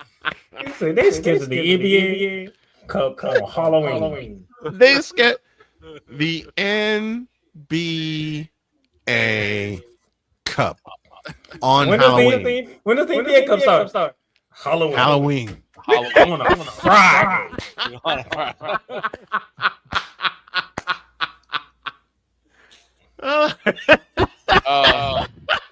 Navy says, speaking of preseason, would y'all say week 0 is preseason? Because I don't see how it can be the start of the season. Doesn't make sense. I don't understand either. But yeah. Damien, allow me to answer your question this way. Hell no. To the no, no, no. Yeah, to the no. Yeah, to the no. To the no, no, no.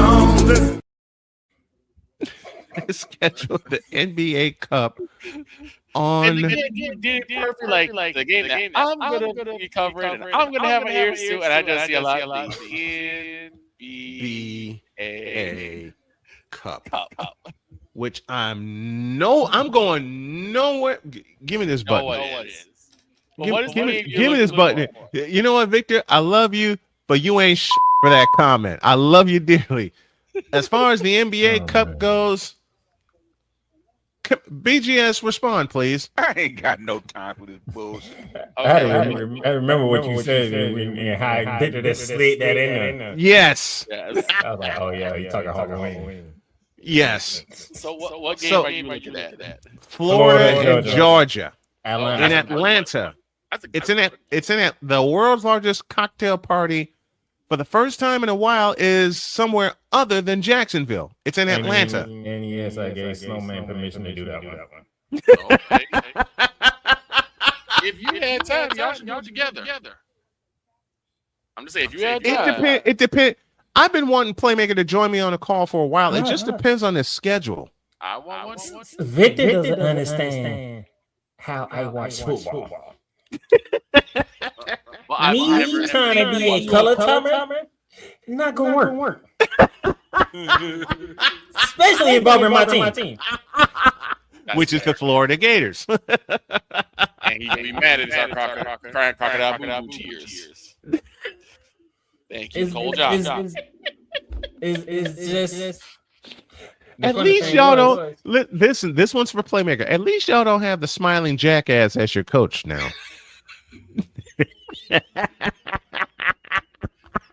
I don't know where. That's why I learned I have to say certain words around code. I understand. Yep.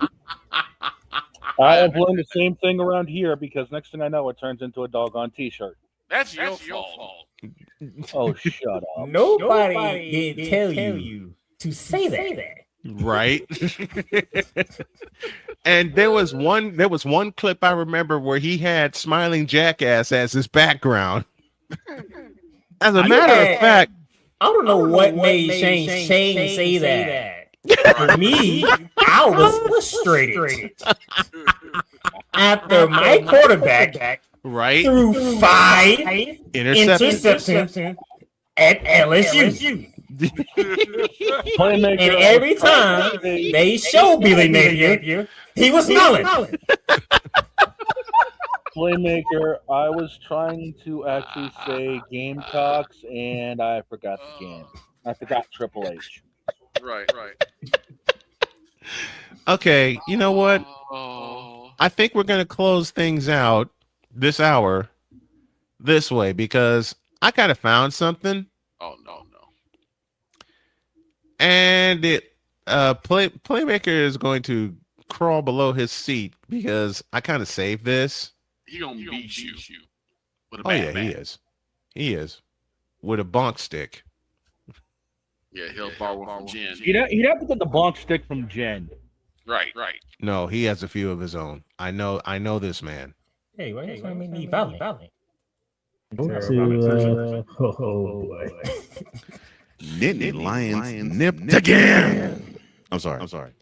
Nittany Lions nipped again.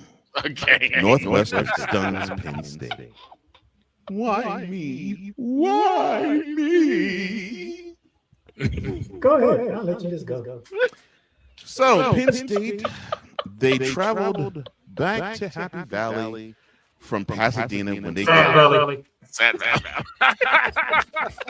where they got whooped. I forgot I did to the tune of giving up 280 yards on the ground and a 42-37 loss in which they were behind 27-7 at the half of that game. They came home. Correct me if I'm wrong. Were they a 21 point or 24 point favorite? So against the winless UCLA Bruins last week, they was a 24.5 point favorite. Okay, so they're 24.5 point favorite. So they were 21 point favorite in this game. Okay. They flew home as a 20.5 point favorite. Mm-hmm. And this has happened. Yes. So we were thinking, okay, well, they took it on the chin the last time they played at home to Oregon. It was a tough, hard game, but they lost in overtime to a bad decision by Drew Law. We'll talk about it in a second. They traveled over across the country.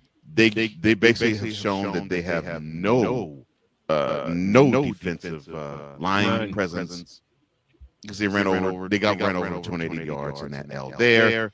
They fly back to Sad Valley to face a hapless Northwestern squad. And although they went into halftime leading 14-13, let's be completely honest, they put forth, talking about Penn State, a putrid performance. Yes, he did. An absolute dumpster fire performance. 22-21 was the final score. Northwestern beats Penn State, and Penn State goes down for a third consecutive game. Northwestern. And this is the three L's they took. Now, yes, the UCLA loss was bad enough because they were a winless team before the dub. But at least that was in the Rose Bowl. This was at home against a team against a team one person expects to win every game that Northwestern plays. Not even that person expects them to win one game. No, he may vote against them. But I know he thinks Northwestern is in every single game. Sure, him Mike Green was looking stupid at TV. Is that the right? I'm sorry. Well, yeah.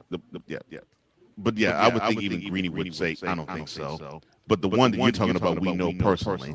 And he probably would say, I was feeling upset here. No! Oh, Lord. I confirmed it on Monday. I was on the show. So Lord have mercy. That's you're looking at TV like, did they make a mistake? Did the scorekeeper make a mistake? No, that's the right score. No, that's the right score. That's the right score. That is no. That is it. Northwestern wins. That's exactly how I was thinking. Like I say, had him and Mike Green looking stupid at TV. Did we just win? Yes. You did win. My wife even said that to me. Oh my goodness. Now, unfortunately for Drew Allen, as you can see, I defend you. Yeah, he is. I appreciate that. Even listen, my wife even walked past me and said, "You know, Northwestern won today, right?" And then walked out. Continuing. Right. Conference season. That's the messed up part. Sad Valley. That is the messed up part about the whole thing. He's gone for the year. But I'll say this: Northwestern, I guess Penn State, they lost to a good team. They're 2-1 in the Big Ten, and they're 4-2 overall. And by the way, Coach Johnson wants to thank Northwestern for one thing. What's the one thing I want to thank them for? Oh, this hurts my heart. Penn State. The fact that the athletic director looked at that 4-21 putrid record against top 10 schools. He said that played a whole big-time role in getting James Franklin, one of the greatest college football coaches, fired. Yes, no. This is where I call BS on the AD. He received the big clip the day after the game and the loss to Northwestern. Okay, so why are you calling BS on the AD? You just said it. If the big game record was the factor in this, you didn't do it after they lost to Oregon.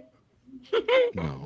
You didn't do it after they lost to a winless Bruins team in sunny California. No, they did not.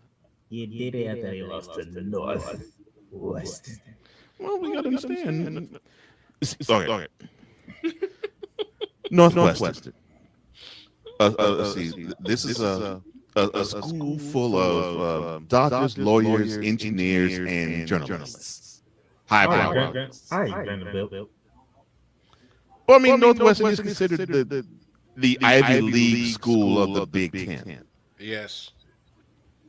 And other than a couple of years that I know we can ask Snowman, and he'll rip off the years that Northwestern were the big boys of the Big Ten block. 1995. They've been basically patsies in the Big Ten. They just have. They have. And I'm saying it's as a Northwestern You fan. had James Franklin lose to a patsy. But it is like what the athletic director of Penn State said. But 4-21 for the record, they stayed getting and taking top 10 L's. I mean, I can't help it. He stayed taking top 10 L's. And you just heard it right there from the athletic director. That weighed and played a huge part in having James Franklin get gone. But that was and don't you come back? No. Really? No more. He lost to Northwestern, so I had to do it for Snowman. So that was Oregon. But I appreciate that. And you must have left your wallet there, or your purse, or whatever, because that job rented you to call UCLA your daddy. And I mean, you were turning tricks like you were wearing a G-string, you were taking it all slow. I don't know what the deal was. But you received a good pounding in Pasadena, both on the field and in the sideline and in the hotel room. I don't know what to say about that, son. But you took a pounding, you took a beat, and then you went back home. You figured you would be great, but unfortunately, Northwestern, you had to admit, I get ran through. What? I don't understand it. I forgot he said that. I thought you were whole for top 10 teams. I just understand. I thought you was a whole for the top 10 teams. That you just laid down for them. That you stayed taking L's to top 10 teams. But now you admit to Northwestern, your latest daddy, you get ran through. Where does he come up with this stuff? I don't understand it. You get ran through. And then you got fired. And you got fired. It actually pissed me off. It pissed me off because I was waiting to unveil this in 3 weeks' time. I was waiting to unveil this one. Ohio State is the best sex I ever had. Oh, gosh. Because we knew Ohio State and Columbus was going to give you that work. And then you were going to be walking like you're going to be walking as if you received the biggest pounding of your life. Legs all wide open. You'd be staggering. You'd be smiling and be aching at the same time. And then you'd be in Columbus, just be like, I don't understand it. Every time I come to Columbus, and every time I see this team, except for once, I received the biggest pounding of my life. It's like they think I'm a porn star. I don't get it. Wow.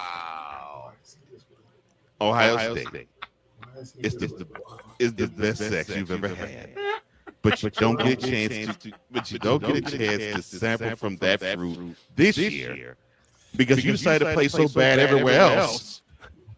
You decided to have other daddies in Pasadena and in Evanston. That it wasn't that you stayed taking top 10 L's. You said that you had UCLA mount you and had you be close to say that you his daddy. You said to the Northwestern daddy you'd get ran through, and now you won't ever get to say to your big daddy that Ohio State is the best sex you ever had. Why is he doing change frequent like this? Oh my gosh. This is ridiculous. This is terrible.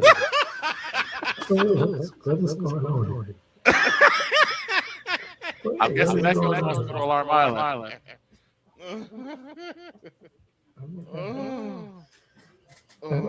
I have no idea what's going on anymore. What? What did I do? What did I say? I have no idea what's going on anymore. What did I do? What did I say? The graphics.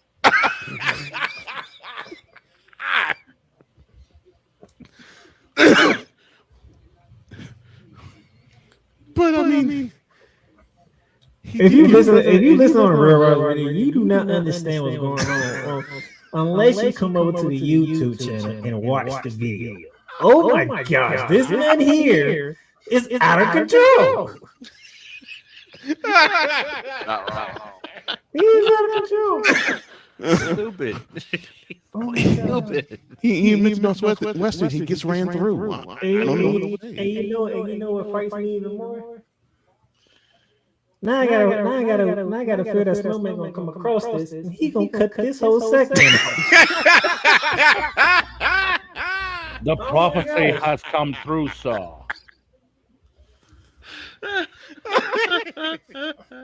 Oh my gosh.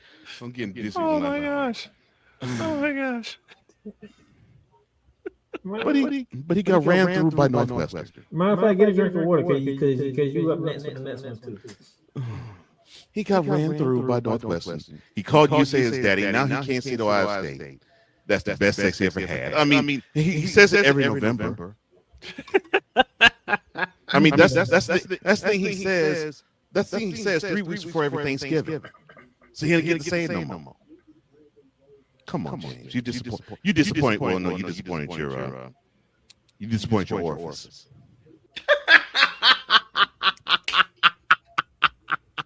Good grief. Great googly moogly. We need a break. Like I said, Coach Franklin wanted to be on Alarm Island.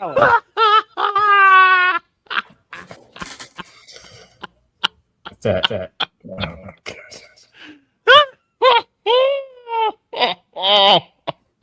Somehow I got him to slow down. Say it again. Somehow I got him to smile.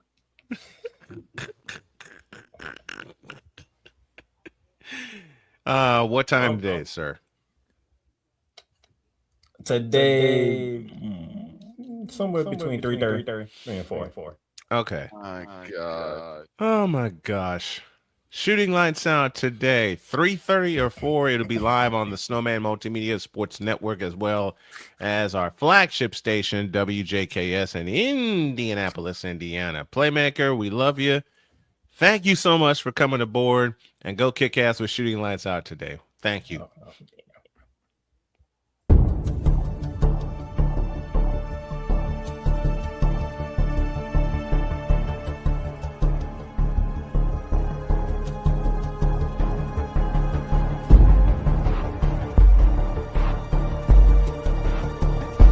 Now, forgive me not knowing the brother. You got your mic black. I don't know who the hell you are. It's like you're in the broadcasting witness protection program.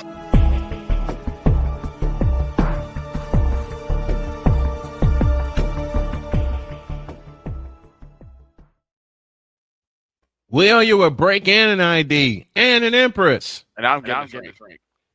So am I. Hour 3 in a deuce. This is Snowman in the Morning. During bad weather, driving can become downright dangerous. What's your emergency, please? Trust Battle Vision Storm, the revolutionary glare reduction glasses that turn your sight bright during bad weather at night or during the day. Watch your ordinary vision become extraordinary. Battle Vision Storm uses light optimizing lenses that block blue rays so you see clearly in heavy rain at night or blinding snow during the day. Heavy rain, snow, sleet, or fog can make it impossible to drive. Not with Battle Vision Storm. Get your Battle Vision Storm for only $19.99. But wait, due to rising costs and supply chain shortages, this may be your last chance to get your very own at this low price. There is a strict limit of 4 Battle Vision Storm per order while supplies last. Don't wait, order now. Call 1-800-483-6319 or visit battlevisionstorm.com. So call 1-800-483-6319 now. Here's an important message from the Diabetes Solution Center. Do you like pricking your fingers to test your blood sugar levels? No one does, but it's important to maintain your health. And now, by wearing a small remote device called a continuous glucose monitor, or CGM, you don't need to prick your fingers anymore. It's easy to use and helps you make more accurate diabetes treatment decisions. If you are testing your blood sugar 3 or more times daily, injecting insulin, or using an insulin pump, call the Diabetes Solution Center right now. And if you have Medicare or most major insurance coverage, you may be able to get a new CGM at little to no out-of-pocket cost. Shipping is free, and we'll even bill your insurance company for you. If you are testing your blood sugar 3 or more times daily, injecting insulin, or using an insulin pump, call the Diabetes Solution Center right now to learn how to end the painful finger sticks and get your own continuous glucose monitor, or CGM, at little to no out-of-pocket cost. Whether it's news, the largest egg producer finds bird flu in chickens at a Texas plant, weather, devastating tornadoes rip through the heart of the United States, inspiration, a breast cancer survivor completed the journey of chemotherapy and now begins a future one of matrimony, or sports. Michael Jordan is shown on a photo with Diddy. LeBron James has a video extolling the virtues of a Diddy party. This has been yet another Beating a Dead Horse presentation. We got you covered. BS3 Network, in association with Comey Media Incorporated, proudly present The Morning Shift with Cole Johnson. Live every weekday at 8 a.m. Eastern, 7 a.m. Central.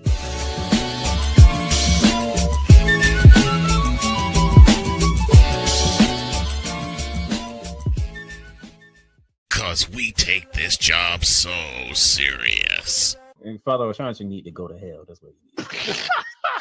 What did Father O'Shaughnessy do? I quit. We're done here. I'm done.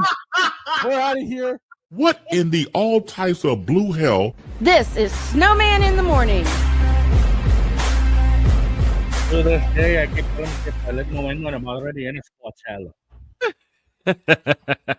Sorry, Father O'Shaughnessy. Yo, it's 12:09 p.m. This is Snowman in the Morning. Jeez Louise. You're listening to WQVZ, 1700 AM Mission Radio. You're listening to WJKS-TV, your Hoosier Sports Home and Indiana Sports Hub play-by-play voice. Broadcasting live in your region, across our nation, and around the world, this is Snowman Multimedia. We need to see. Put somebody in the middle of the field. It's really, in the end, basically a skill issue. Jesus Christ. Well, that game sucked. You fool! I'm on Alarm Island. What's that? Give me them cocks! Get out of my face, you thirsty bitches. Now get out of my face, you thirsty Now get out of my face, you thirsty bitches. Now get the hell out of my face, you thirsty bitches. I got nothing. Just bring Jen in. She said she'll be up in a minute. Okay. Now, people are going to get sick and tired of me for doing this, but I'm going to do it anyway. Do it. Just to piss them off. Okay.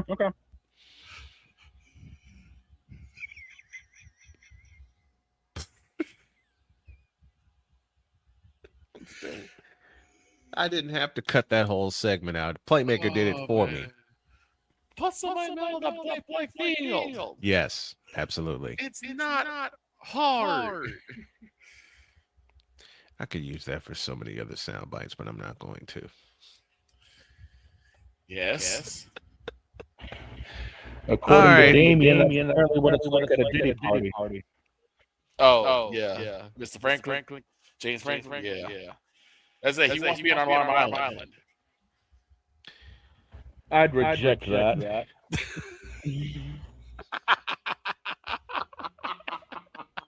At least on Alarm Island, there's some sort of competency. Fair enough.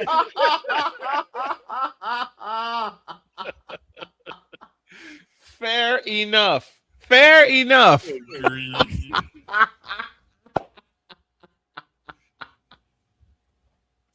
This is the day that dog unloaded.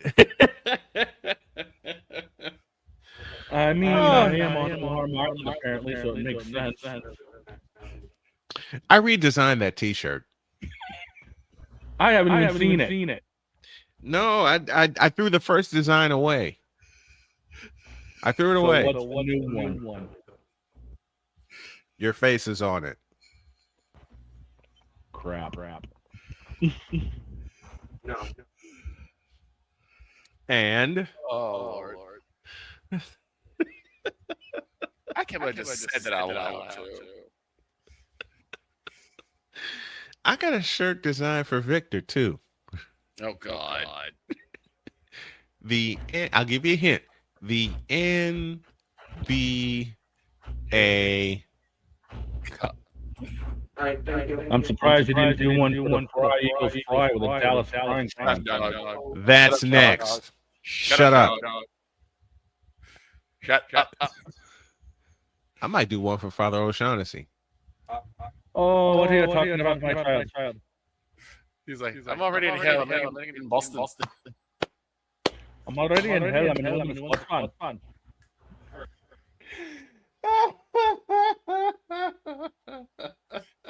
At least the Patriots or something. Thankfully. Why did y'all trade Jaylen Brown, a former finals? Shut up. Why are you asking Father? Because he probably drank the communion wine after he saw that news. I can't even complete my question. I didn't drink community wine, my child. I went down to authorities and drank some Guinness. Fair enough. I can't even complete my question now. Why were we stupid enough to trade Jaylen Brown for Paul George? Yes. Do I look like the front office brass in Boston? Do I look like I run a city Karen? What type of BS question is that you asking me? You're there. You're our insider. I'm starting to wonder maybe the front office Jets do. And just oh God! Do not compare. NBA 27 instead of Madden 27. Right. But here's the problem: Paul George is ranked lower than Jaylen Brown. So what the hell are we doing here? That's a good point too. So they can't even do that right, unfortunately. Right. Tell me about it. I mean, the only way Paul would matter to get a higher ranking would have been to get like an amethyst or an emerald cut, but stock Jaylen Brown is better. So I don't know what the hell we're doing with that. Oh gosh! I'm glad I took my glasses off because I can't stop laughing. Oh, this is what happens when my name is involved. My trial. I know that. Oh my! I mean, like I said, I live in hell. What the hell we gone through the last God don't knows how many decades outside of the time we had Coach Belichick running the team. In which I'm still off that he didn't get into the Hall of Fame. That's because media bias has shut up on hard. It ain't even funny. No, it's not. It's not.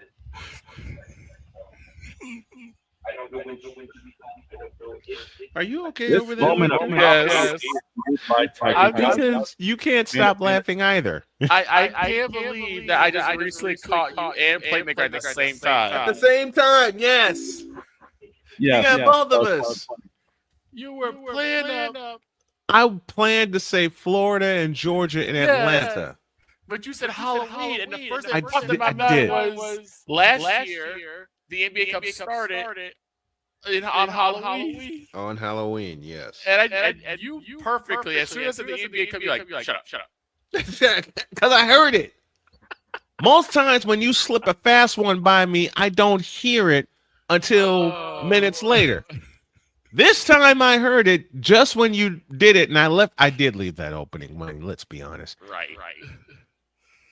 And I said, coming up on October 31st, I know I'm going to be paying attention to this, and then you, me, give me this button, because I promised the wife, who's the overall producer, I wasn't going to swear in the air, so I'll just bleep it.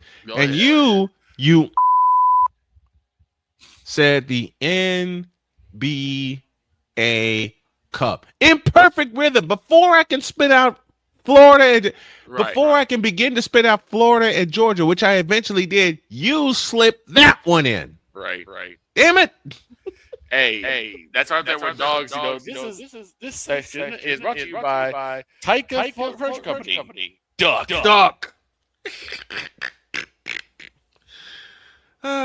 Okay. Lumber. Yes, Genyoso Lumber. Duck. Yes.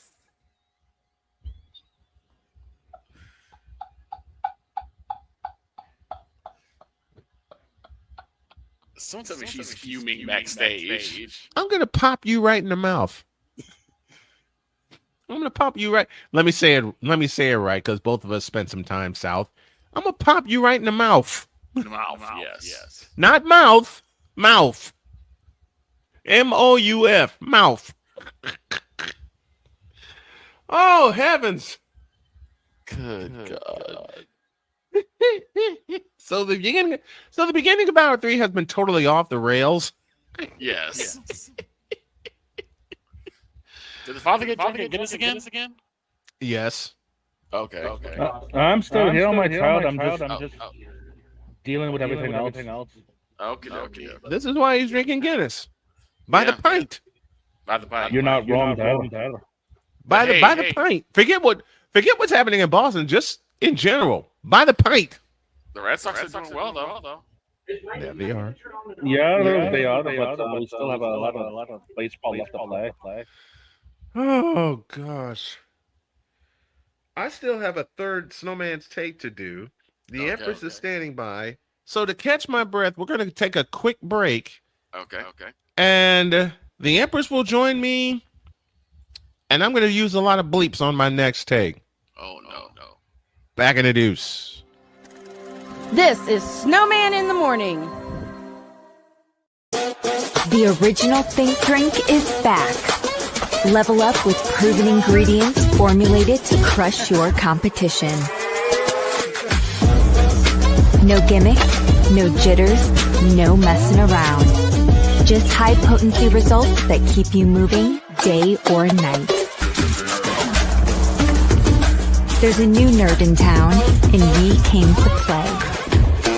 Nerd Focus. Smarter than energy. Here's an important message from the Diabetes Solution Center. Do you like pricking your fingers to test your blood sugar levels? No one does, but it's important to maintain your health. And now, by wearing a small remote device called a continuous glucose monitor, or CGM, you don't need to prick your fingers anymore. It's easy to use and helps you make more accurate diabetes treatment decisions.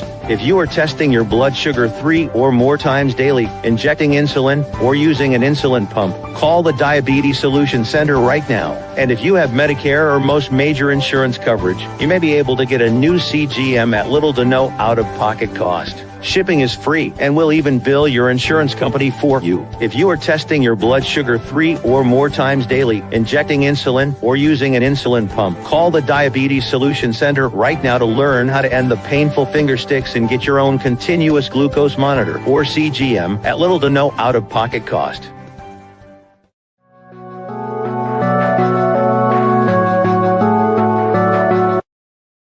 I want to do a TED Talk, but I don't have anything to talk about yet. I'm getting there. Life is for the living. We're not here that long. You can learn anything you want to learn without any money spent. What do I really enjoy? What do I really want out of life? I am your host, WIZE. Are you in a life holding pattern? Well, this is for you. Welcome to the Stuck in My Mind podcast. Live every Monday, Tuesday, and Wednesday at 4 p.m. Central.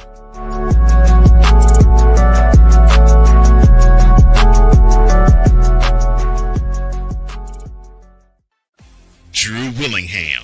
In this case, yeah, you put the blame on Kyle Shanahan for apparently not preparing the team enough for the overtime rules, supposedly.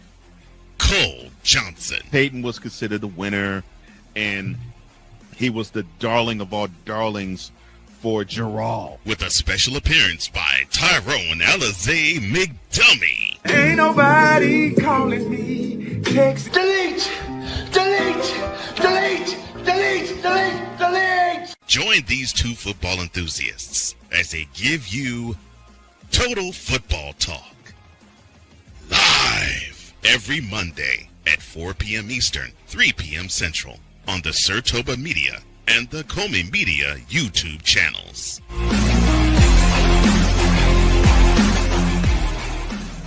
Cause we take this job so serious. I'm sorry, what are these things called? Spices? Spices, thank you. My brain went bleh. What in the all types of blue hell? This is Snowman in the Morning.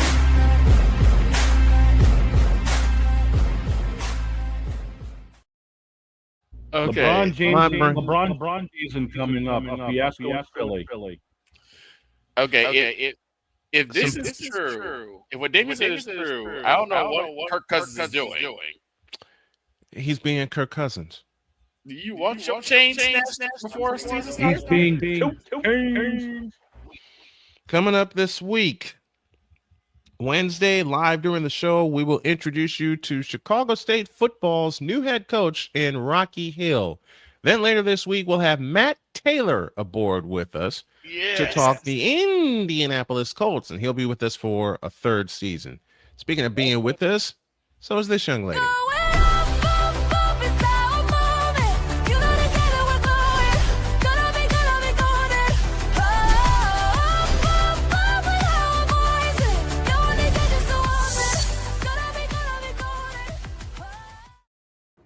There she is. There's the Empress. How are you, my dear? Hello. I see where my black card went off this time. Oh, and honor to Miss Yoso. Never leave me in charge of it again, Don. I left it in the glove compartment of the Bentley, not thinking that it was going to be found. Now you ought to know better That's than your that. mistake. Now you have no That's what I get for running Alarm Island and actually letting James. That's your mistake, and now I can say thank you for all my new updates. Yeah. And somewhere the dog playfully is crying foul. Oh, and yes. Thanks for this too. Hey. There it is. All right. I have something to take care of. It's the third one of the day. I've never done more than two, but this third one deserves it. And I think y'all know where I'm going.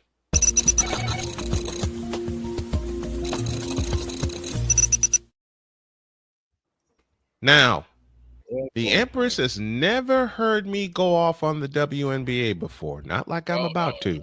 So I'm going to keep her up here. So I'm going to keep her up here for it. Okay. This good. Yep. And I start with this. You all have heard me do this joke before, and I'm going to do it later tonight. But dear WNBA, this was your bag. That's you dropping it like an idiot. Any questions? Now that I got that joke out of the way, I have a question. I have several. What happened? I don't. That's what I'm going in on.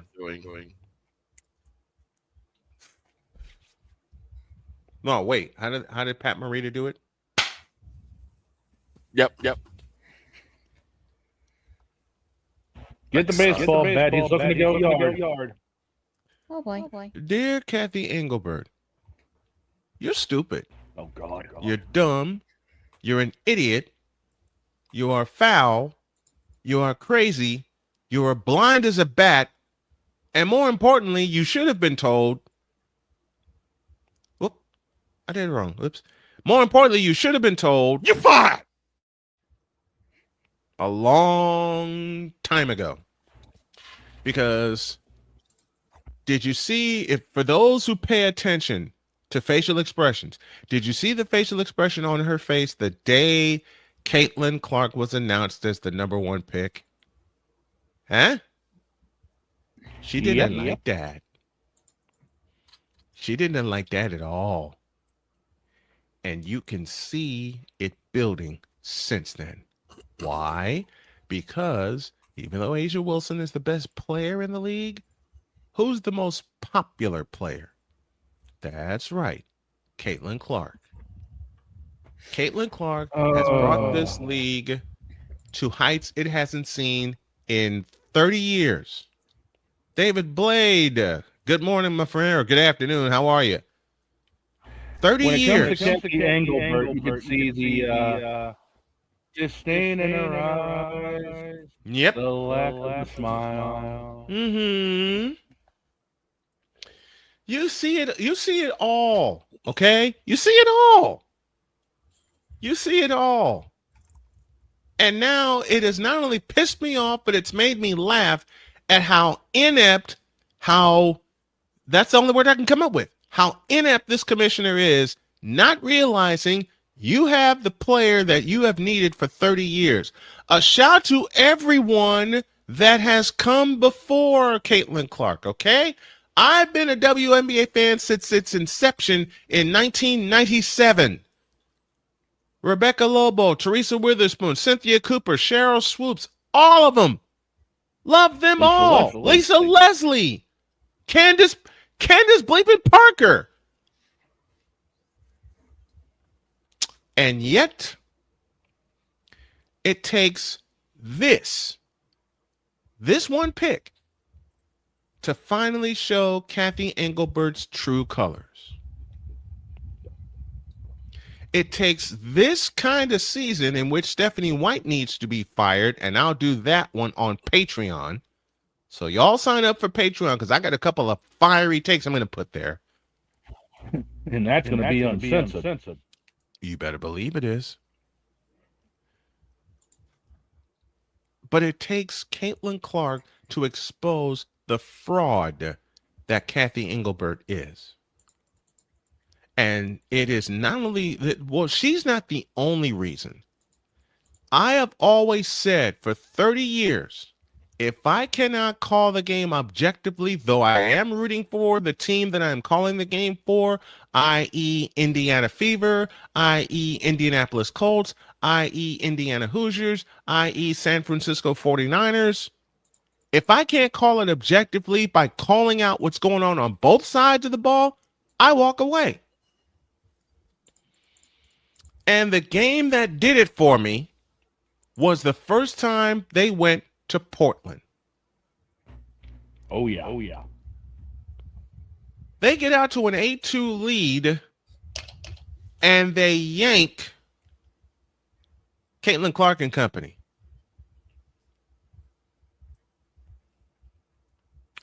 That's on Stephanie White. And Stephanie White has made some very dumb decisions.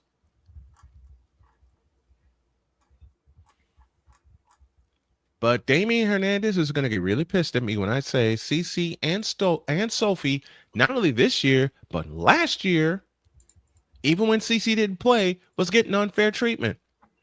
There have been a lot of players in the W that have been getting unfair treatment. And unfortunately for Damian Hernandez, Angel Reese ain't one of them. Nope. I mean, you want to know why I say was on the cover of 2K26 for the first time, and that was one of the first time we had on the cover of that series. You want to know why? Like I said, if I can't call the games objectively and correctly, meaning I call out what's happening on both sides of the ball, on both teams, I walk away. Now, I love women's athletics. I do. Damn it, I do. It's very interesting. Someone says that we're crying like babies, even though another person sitting there got mad because of comments that they deemed MAGA. It's very interesting. This is why I don't mix politics with sports. Nor Give me this should button. you. Give me this button. Politics. I haven't talked about politics on this sports show for 12 seasons. I have not talked about politics on any show that I've done over the past 30 seasons. Why? I ain't got no time for this bullshit. Period. And now it just seems like it won't go away, especially with the W, with some of the stupid people they have in that league. You want me to grow a pair, Damien? How about this? Cece and Sophie need to walk away from the W and start their own league. Tell Unrifled, kiss the back of our fat and we'll start our own league. And they have the funding for it because now Sophie's getting the same kind of bag that CC is. And it pisses him off. Why? My controller quit hearing that troll-ish. I'm sorry. Matter of fact, you know what your controller was thinking and what Jen was thinking? This is Agreed. Pretty much. I cannot wait to see. And I'm going to really, really get on some people's nerves when I say this. Earlier in the day, I talked about a possible pennant chase between the White Sox and the Red Sox, which I'd love to see happen. Yep. How about a WNBA Finals featuring Asia Wilson and the Aces and Caitlin Clark and the Fever, and the Fever win that bitch in I'd pay to 5 see that. games? I'll do that series. And if that were to happen, there will be so much vindication for everybody that bet against Indiana. Because I can guarantee you 90% of the league wants to see Indiana fail. And as last year proved, they don't. They got a stupid ghost foul, and I will stand on this mountain until it crumbles, and it ain't going to crumble because so many people, Don included, Victor included, others included, have seen this happen. Aaliyah Boston was called for a ghost foul late in the fourth quarter because she was giving Asia Wilson that work. And I love seeing those two go at it. I do. I love seeing Asia Wilson and Aaliyah Boston go at it. And remember, this was an Indiana team that was broken, beat down, and cracked in half because of injuries. They don't call that sixth foul in regulation. Indiana pulls 2 upsets. Beat the Aces in Vegas and beat the Mercury in the final. Period. Ghost fouls. Where does that sound familiar? 2016 NBA Finals, anybody? Oh, my God. But this is why I've stepped away from calling the W. And no, we're not kick him out now. I'm done. Das Boot. Damien, I'm done dealing with your bullshit. White privilege people. Again, you don't ever. Let me address Damien real quick. You want to keep using that word? I don't think that word means what you think it means.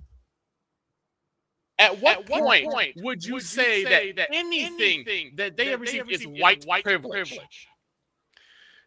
It's just plain. You just say it because it's a buzzword. You say it because you do not like them politically. You are driven by your political agenda all the time, and you can't hear yourself. And the other thing with Damian, watch the games. That's my concern. I watch the games. I pay attention to the games. Hell, until halfway through this season, I called them. And I called them fairly for both sides. Did Caitlin Clark choke against Vegas and Indianapolis? Yes, she did. She missed 4 out of 6 free throws, including 2 that would have sealed the game against Vegas last week. Period, point blank, end of story. So, boot? Leave him there. Leave him there. Leave him there. Leave him there. Leave him there. Let's see if he does. You hide behind the words like you buzzwords like white privilege and race, but you don't bring anything to back it up. He doesn't have it because, Empress, forgive me. Give me this camera. You don't have anything to back it up, Damian, and you never will. Period. You have no examples of what you're saying to back up anything that we're saying, although we have the facts and the numbers and the proof to back up what we're saying. I got the proof to back up why I walked away. And I'll forever have the proof as to why I backed away and walked away from covering the WNBA. I'll do it from a distance. I'll do it from afar. But as far as putting this headset on for it, until they stop the grade A homogenized Holstein bullshit that's going on, them. You understand me? Them. I hate saying that. Anyone who knows me knows I love women's athletics. I hate saying that, but I also hate what the hell is going on in the W right now. Period. I hate what's going on right now. And it's the problem is, Damian, it is so bleeping obvious. It's blatant. Okay, you know what? Hold up. It's blatant what they're doing to Caitlin Clark and the Fever in the last 3 years. When you are blinded by identity politics, you can't see anything. You know and what? Damian, I hate the fact. Let me say that. Let me say this to Damian. Damian, love you dearly. Love when you come around and mess with us. But that is one thing I will not tolerate: is using buzzwords like that, as Victor says. You want to prove your point? Come with some facts. You want to prove your point? Come with some proof. Oh yeah. Okay. You ain't got me. If it was truly quote unquote white privilege, what about the other 30% of the league? You know what? Now you kick him out. I'll read his comment right here. Y'all do nothing but cry about for Cece and Sophie. What about everyone else in the WNBA? Let me explain that. Okay. I'll ask you this question. Have you ever seen this happen to anybody else? In 30 years in the W. Because you know better. He doesn't know better. No, he does. He does. I don't see y'all talk about anybody else. Oh, no. Who did I mention earlier in this conversation? That would be Asia Wilson. That would be Candace Parker. That would be Cynthia Cooper, Cheryl Swoops, and the many others, Tina Thompson, that I mentioned during this. But because you don't like them politically is why you're upset. Damian, you will never. You want me to bring in somebody else? You want me to bring in another name that most people don't know of? How about Maine's own Cindy Blodgett, who played in the WNBA for a while? Right. Empress, go ahead. Go ahead, Jeff. No, it's okay. I don't have anything to say. I'm lost in hell right now. I'll put it this. Have you seen any other person receive the same treatment that those two have been getting, and no one says anything? During 30 years, That's the greatest question we can ever. That's the greatest question we can ever ask. And Damien, we're specifically asking this of you. No, change that. We're asking this for everybody in the chat. We talk about everybody in the W. Who's doing great? Who's not doing great? The difference is between how we talk about the NBA and how you talk about the NBA, Damian Hernandez, is that we pay attention to what they do on the floor. Well, you're worried more about what they say in Twitter. You're worried. Damien. You're more worried about the. You're more worried about the bullshit they say in social media. You're worried about the bullshit that is being said just to hype you up and hype your point. As the master teacher said himself, now that's give me this. Give me this. Now that's some bulls. As I said before to start this, dear WNBA, this was your bag. You dropped it more than Ramondre Stevenson against the Raiders. You dropped the bag. Excuse me, sir. Shut up. Wow. You dropped the bag more than Tuukka Rask got lit up in 17 seconds. You dropped the bag more than Tony Graffinino, who let a ball go under him because his skirt was so doggone high. You dropped the bag. God.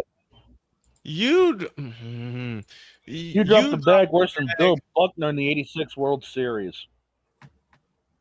You dropped the bag more than Leon Durham did in 1984 in the league championship series.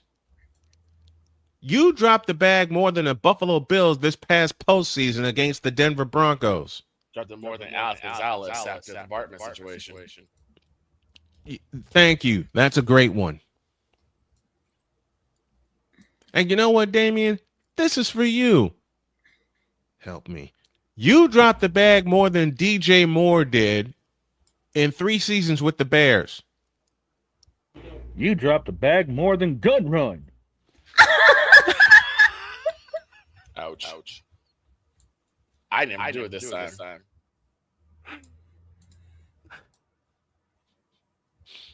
You dropped the bag more than the Dallas Mavericks, who traded Luka freaking Doncic for a broke down Anthony Davis For Mr. Glass. For Mr. Glass. Okay. You dropped the bag more than Los Angeles Lakers with LeBron. How about that? You dropped the bag more than the Cleveland Cavaliers against the New York Knicks in this past Eastern Conference Finals. How about that? You dropped the bag more than Philadelphia this year with LeBron coming up. And he hasn't played a game yet. Nope. You dropped the bag. I shouldn't. I really shouldn't. Do it anyway. Do it anyway? Okay. My daughter's just doing it anyway. You dropped the bag more than the New York Jets against the Indianapolis Colts. There it is. The Jets. You dropped the bag more than the New York Jets, period, because they're still playing Madden. You dropped the bag more than EA Sports when last year you put, and I don't know why, Angel Reese on the cover. That was 2K, not EA. Just when Thank you. Someone It's can't 2K. possibly understand the point or miss the point any harder. You keep talking. So CC That's and one of Sophie the dumbest damn things you've ever said, Damien. Damien, just when I think you can't miss the point any farther, you impress me. When did we ever say they can't? Wait a minute. Damien missed the point more than Jeff Bagwell missed a forkball in the dirt from Jose Contreras. When did we ever say that CC and Sylvie can't do anything wrong? We've never said that and never will say All that. he said was that what is happening to them on the court, listen, use your ears. What they do on the court, what's happening on the court is excessive. That's it. Yes, that's all we have been saying. No one's saying that CC's a saint. No one's saying No one that says that Sophie's a saint. Sophie is a saint. No one says that CC is a saint.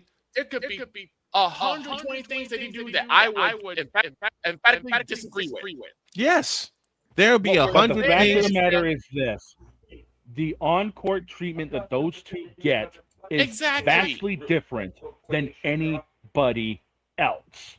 And we've been saying that. Who else goes through this besides them two? Tell me who else goes through it, and we'll shout it out. We'll check it. We will check it out. If you can name a few players that go through the same kind of horrible treatment that CC and Sophie do, we will check it out. And if it fits, we will call it out. We just called out Aaliyah Boston. We still haven't Aaliyah Boston. Yes. How many times, ladies and gentlemen, how many times have we mentioned that ghost foul against Aaliyah Boston against Las Vegas last year? That would have been the game and the series. Boss, just so you know, there's some breaking news that just hit. Hit the breaking news. Well, let me close this up then. And give me the camera. Dear Damian Hernandez and everybody else that's against CC and Sophie. You, and you. Now get out of my face, you thirsty bitches. That's Snowman's picture.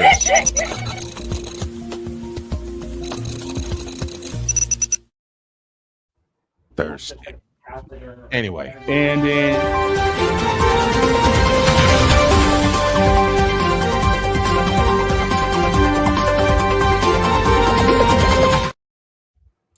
in breaking news, courtesy of Napoleon, on letting us know, it's been announced on X that Tim Anderson, one of the greater shortstops that the Chicago White Sox has announced his retirement after 10 seasons in the MLB.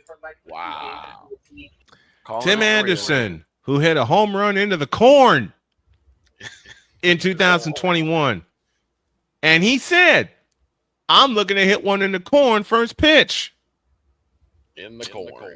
Salute to you, Tim Anderson, who played the bulk of his career on the South Side. Yep. Let's not forget one of the more infamous home runs he had against Kansas City, where he threw the bat and then in his next at bat got thrown at. Mm-hmm. Yeah. Yep. So thank you, Tim Anderson, for your service to the Southsiders. We will never forget it.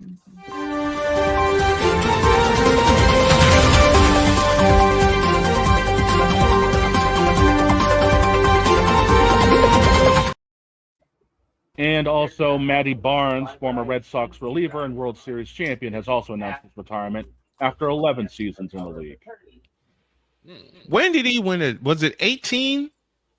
Where he I won? believe so, yes. Okay, it was 2018. Well, we got one more thing to do, and that's a trip to the arcade. This time, I'm going in the arcade. Yeah, I need to calm down. Okay. Well, if we're going in the arcade, I've actually also bring. Not so fast. Old Snowman's in the arcade. This ought to be good. Why? Just LeBron, it is you. No. Thank God. Because yes, Jody, it is you. Oh. And I mean this very playfully. Me and Jody had a great conversation about video games. I'll tell you all about it inside the arcade to finish off the day when you all get back. This is Snowman in the Morning. SeatGeek is the ticketing app for fans like Boomstick Lady. No free throw is safe from the roar of her sticks. SeatGeek helps her find a seat in the direct eye line of the shooter so she can sit where her boomsticks make the biggest boom. Everybody okay?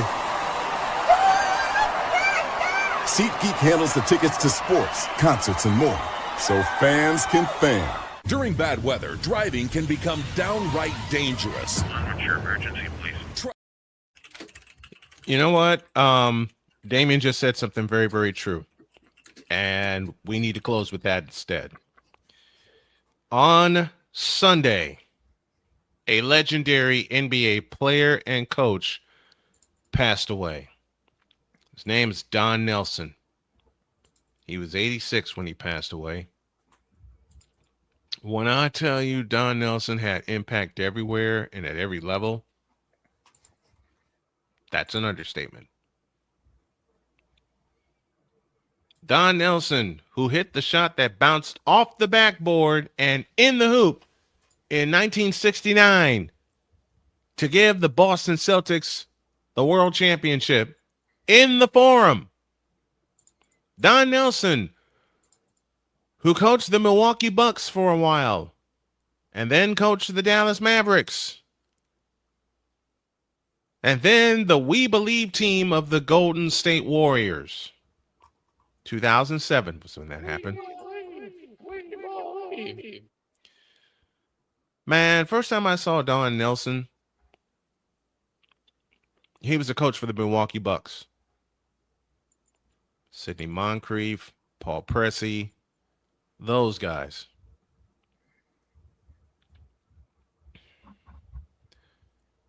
There should be an award named after Don Nelson. There should be something to honor him the same way you honored Bill Russell and others. So, Don Nelson. The man won 5 championships with Boston and was the architect of great teams like the Nash and Dirk era in Dallas, and the Run TMC of the Golden State Warriors in the 90s. So he had 2 stints in Golden State, the Run TMC and the We Believe era. To the family of Don Nelson, we love you and we support you from here. And to Nelly, there will never, I thought there would never be another Doug Moe, and there won't be, but there will never be another Don Nelson. Nope. There will never be another Don Nelson who every team he coached believed in his system and played as hard as they can for him.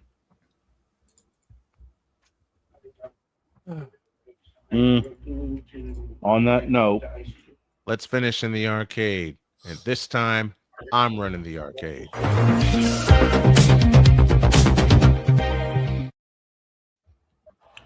On a road trip, my wife posed a question to me. Oh, boy. And the question reads as follows. Quote, what the hell has happened to video games over the past 30 years? Oh, God, don't get me started. Quote. It depends on what you're talking about. I don't think no. Well, go ahead, go first. there are so many answers to that question. Jen usually leads the arcade, and she'll have some arcade news. But the best answer, honey, that I can give you is that they're so advanced we can't play them. That started with PlayStation. That started with Madden. Madden made me quit playing video games. Why? Too many combinations. And my brain is, for me, my brain is already screwed up as it is. But honestly, I never got a full chance to explore Madden because I had so much turbulence going on in my life personally. The video games I lean on, up, down, left, right, jump, shoot. That's it, and that's all. That still exists. Yeah, in a manner of speaking. Jen, what are you doing? What are you doing? Are you headset? I was going to say, is your headset acting stupid again? No, it's not acting stupid. It just. Oh. Okay. You know, whenever I wear any of my model crown, I've had a friend say it looks like I'm adjusting my crown. I mean, it is the truth. But this is the show that came. This is the show and the segment that came up with Aaron Rodgers putting $200 worth of coins up his ass. That was actually that. Well, we took it and ran with it and put it in the arcade. Fair enough. Mr. Bay said it first. We took it and ran with it. But But I was wondering where the quarter machine went off to. Where is he nowadays? The quarter machine. Oh dear God. That's a T-shirt. Well, I'll say this. When it comes to video games, it really depends on what you mean by what happened to them. Yeah, it does. Because there's things that made them get better, but also you can make it worse. GTA 6, anybody? GTA 6 is don't start with that. It's just the predatory practices that a lot of these companies use. Mm-hmm. That gives not just And then added material is fine. If you want to say you got to pay a little more for some like added material, okay, I get that. Right. But when it's something that should be basically in the game, Yeah. and then you say we are put behind a paywall, that's the problem. In Jen's case, and I mean this kiddingly, matter of fact, in this pretty lady's case, she ruined Marvel Rivals for me. Excuse And me? I mean that just a moment. She ruined Marvel Rivals for me. Why? 2 reasons. Number one, she's the queen of Marvel Rivals Jeopardy, and I'm waiting for the next episode of that. And secondly, when she plays the game, she just kicks everybody's asses and walks off. That too. She puts down her headset and said, "Okay, I'm done," and just walk away. You see me walking in the snow? Be prepared. I am prepared.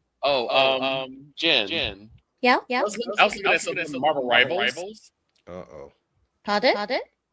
Does the name The Hood mean anything to you? Oh, that's one of the things I was going to bring in arcade, actually. Go ahead. Yeah, the Hood's now in Rivals. And I've already played them. How'd you find him? As a tank, 600, not bad. I still gotta get used to some of the combinations with him, but he's like a souped-up version of Deadpool. Dog, you know That's kind of what to expect from the new editions, though. They're always buffed up meta. Yeah, but this seems a little bit more jacked than what I was expecting. Hey, dog. Yes, sir. You know who voiced? No, who what? No. Cut out. Would you believe Damian Priest? Priest is Hood.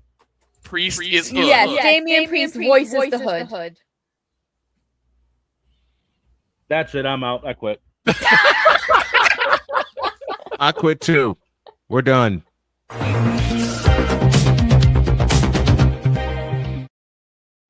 Hang on, I had another thing to bring. We'll have an extended. What we'll do is tomorrow, Jen, if you get here, we'll have an extended arcade and we'll let her run it correctly. Actually, before you do anything, let me address something David brought up. That said he wants to get his lick back. He says, "What's your thoughts on KD's comments last week saying the 76ers with LeBron is way better roster than the 2016 Warrior?" Use a troll. Troll! Use a troll. Troll! Use a troll. I said that use a troll. Use a troll. Troll! Use a troll. Troll! Use a troll. I said that use a troll. Oh, dear. It's KD. Like I said, the biggest nemesis of KD is himself. Get us out of here before this gets worse.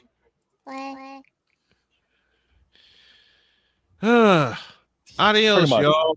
Have a great day. God bless. Remember to make your next move your best move. And always remember, if your dreams don't scare you, they're simply not big enough. Dream big, do bigger. We hope y'all are too. Out.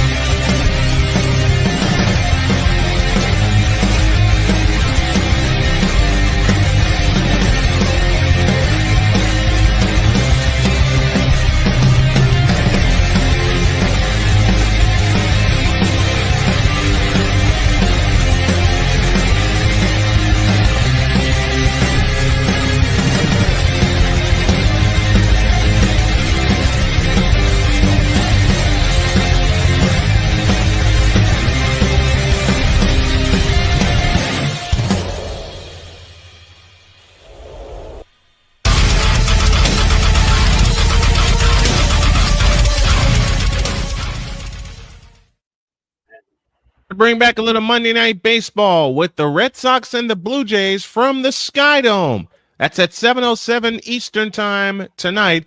And remember, Jen is cute. No, Pass it on. no. Bye.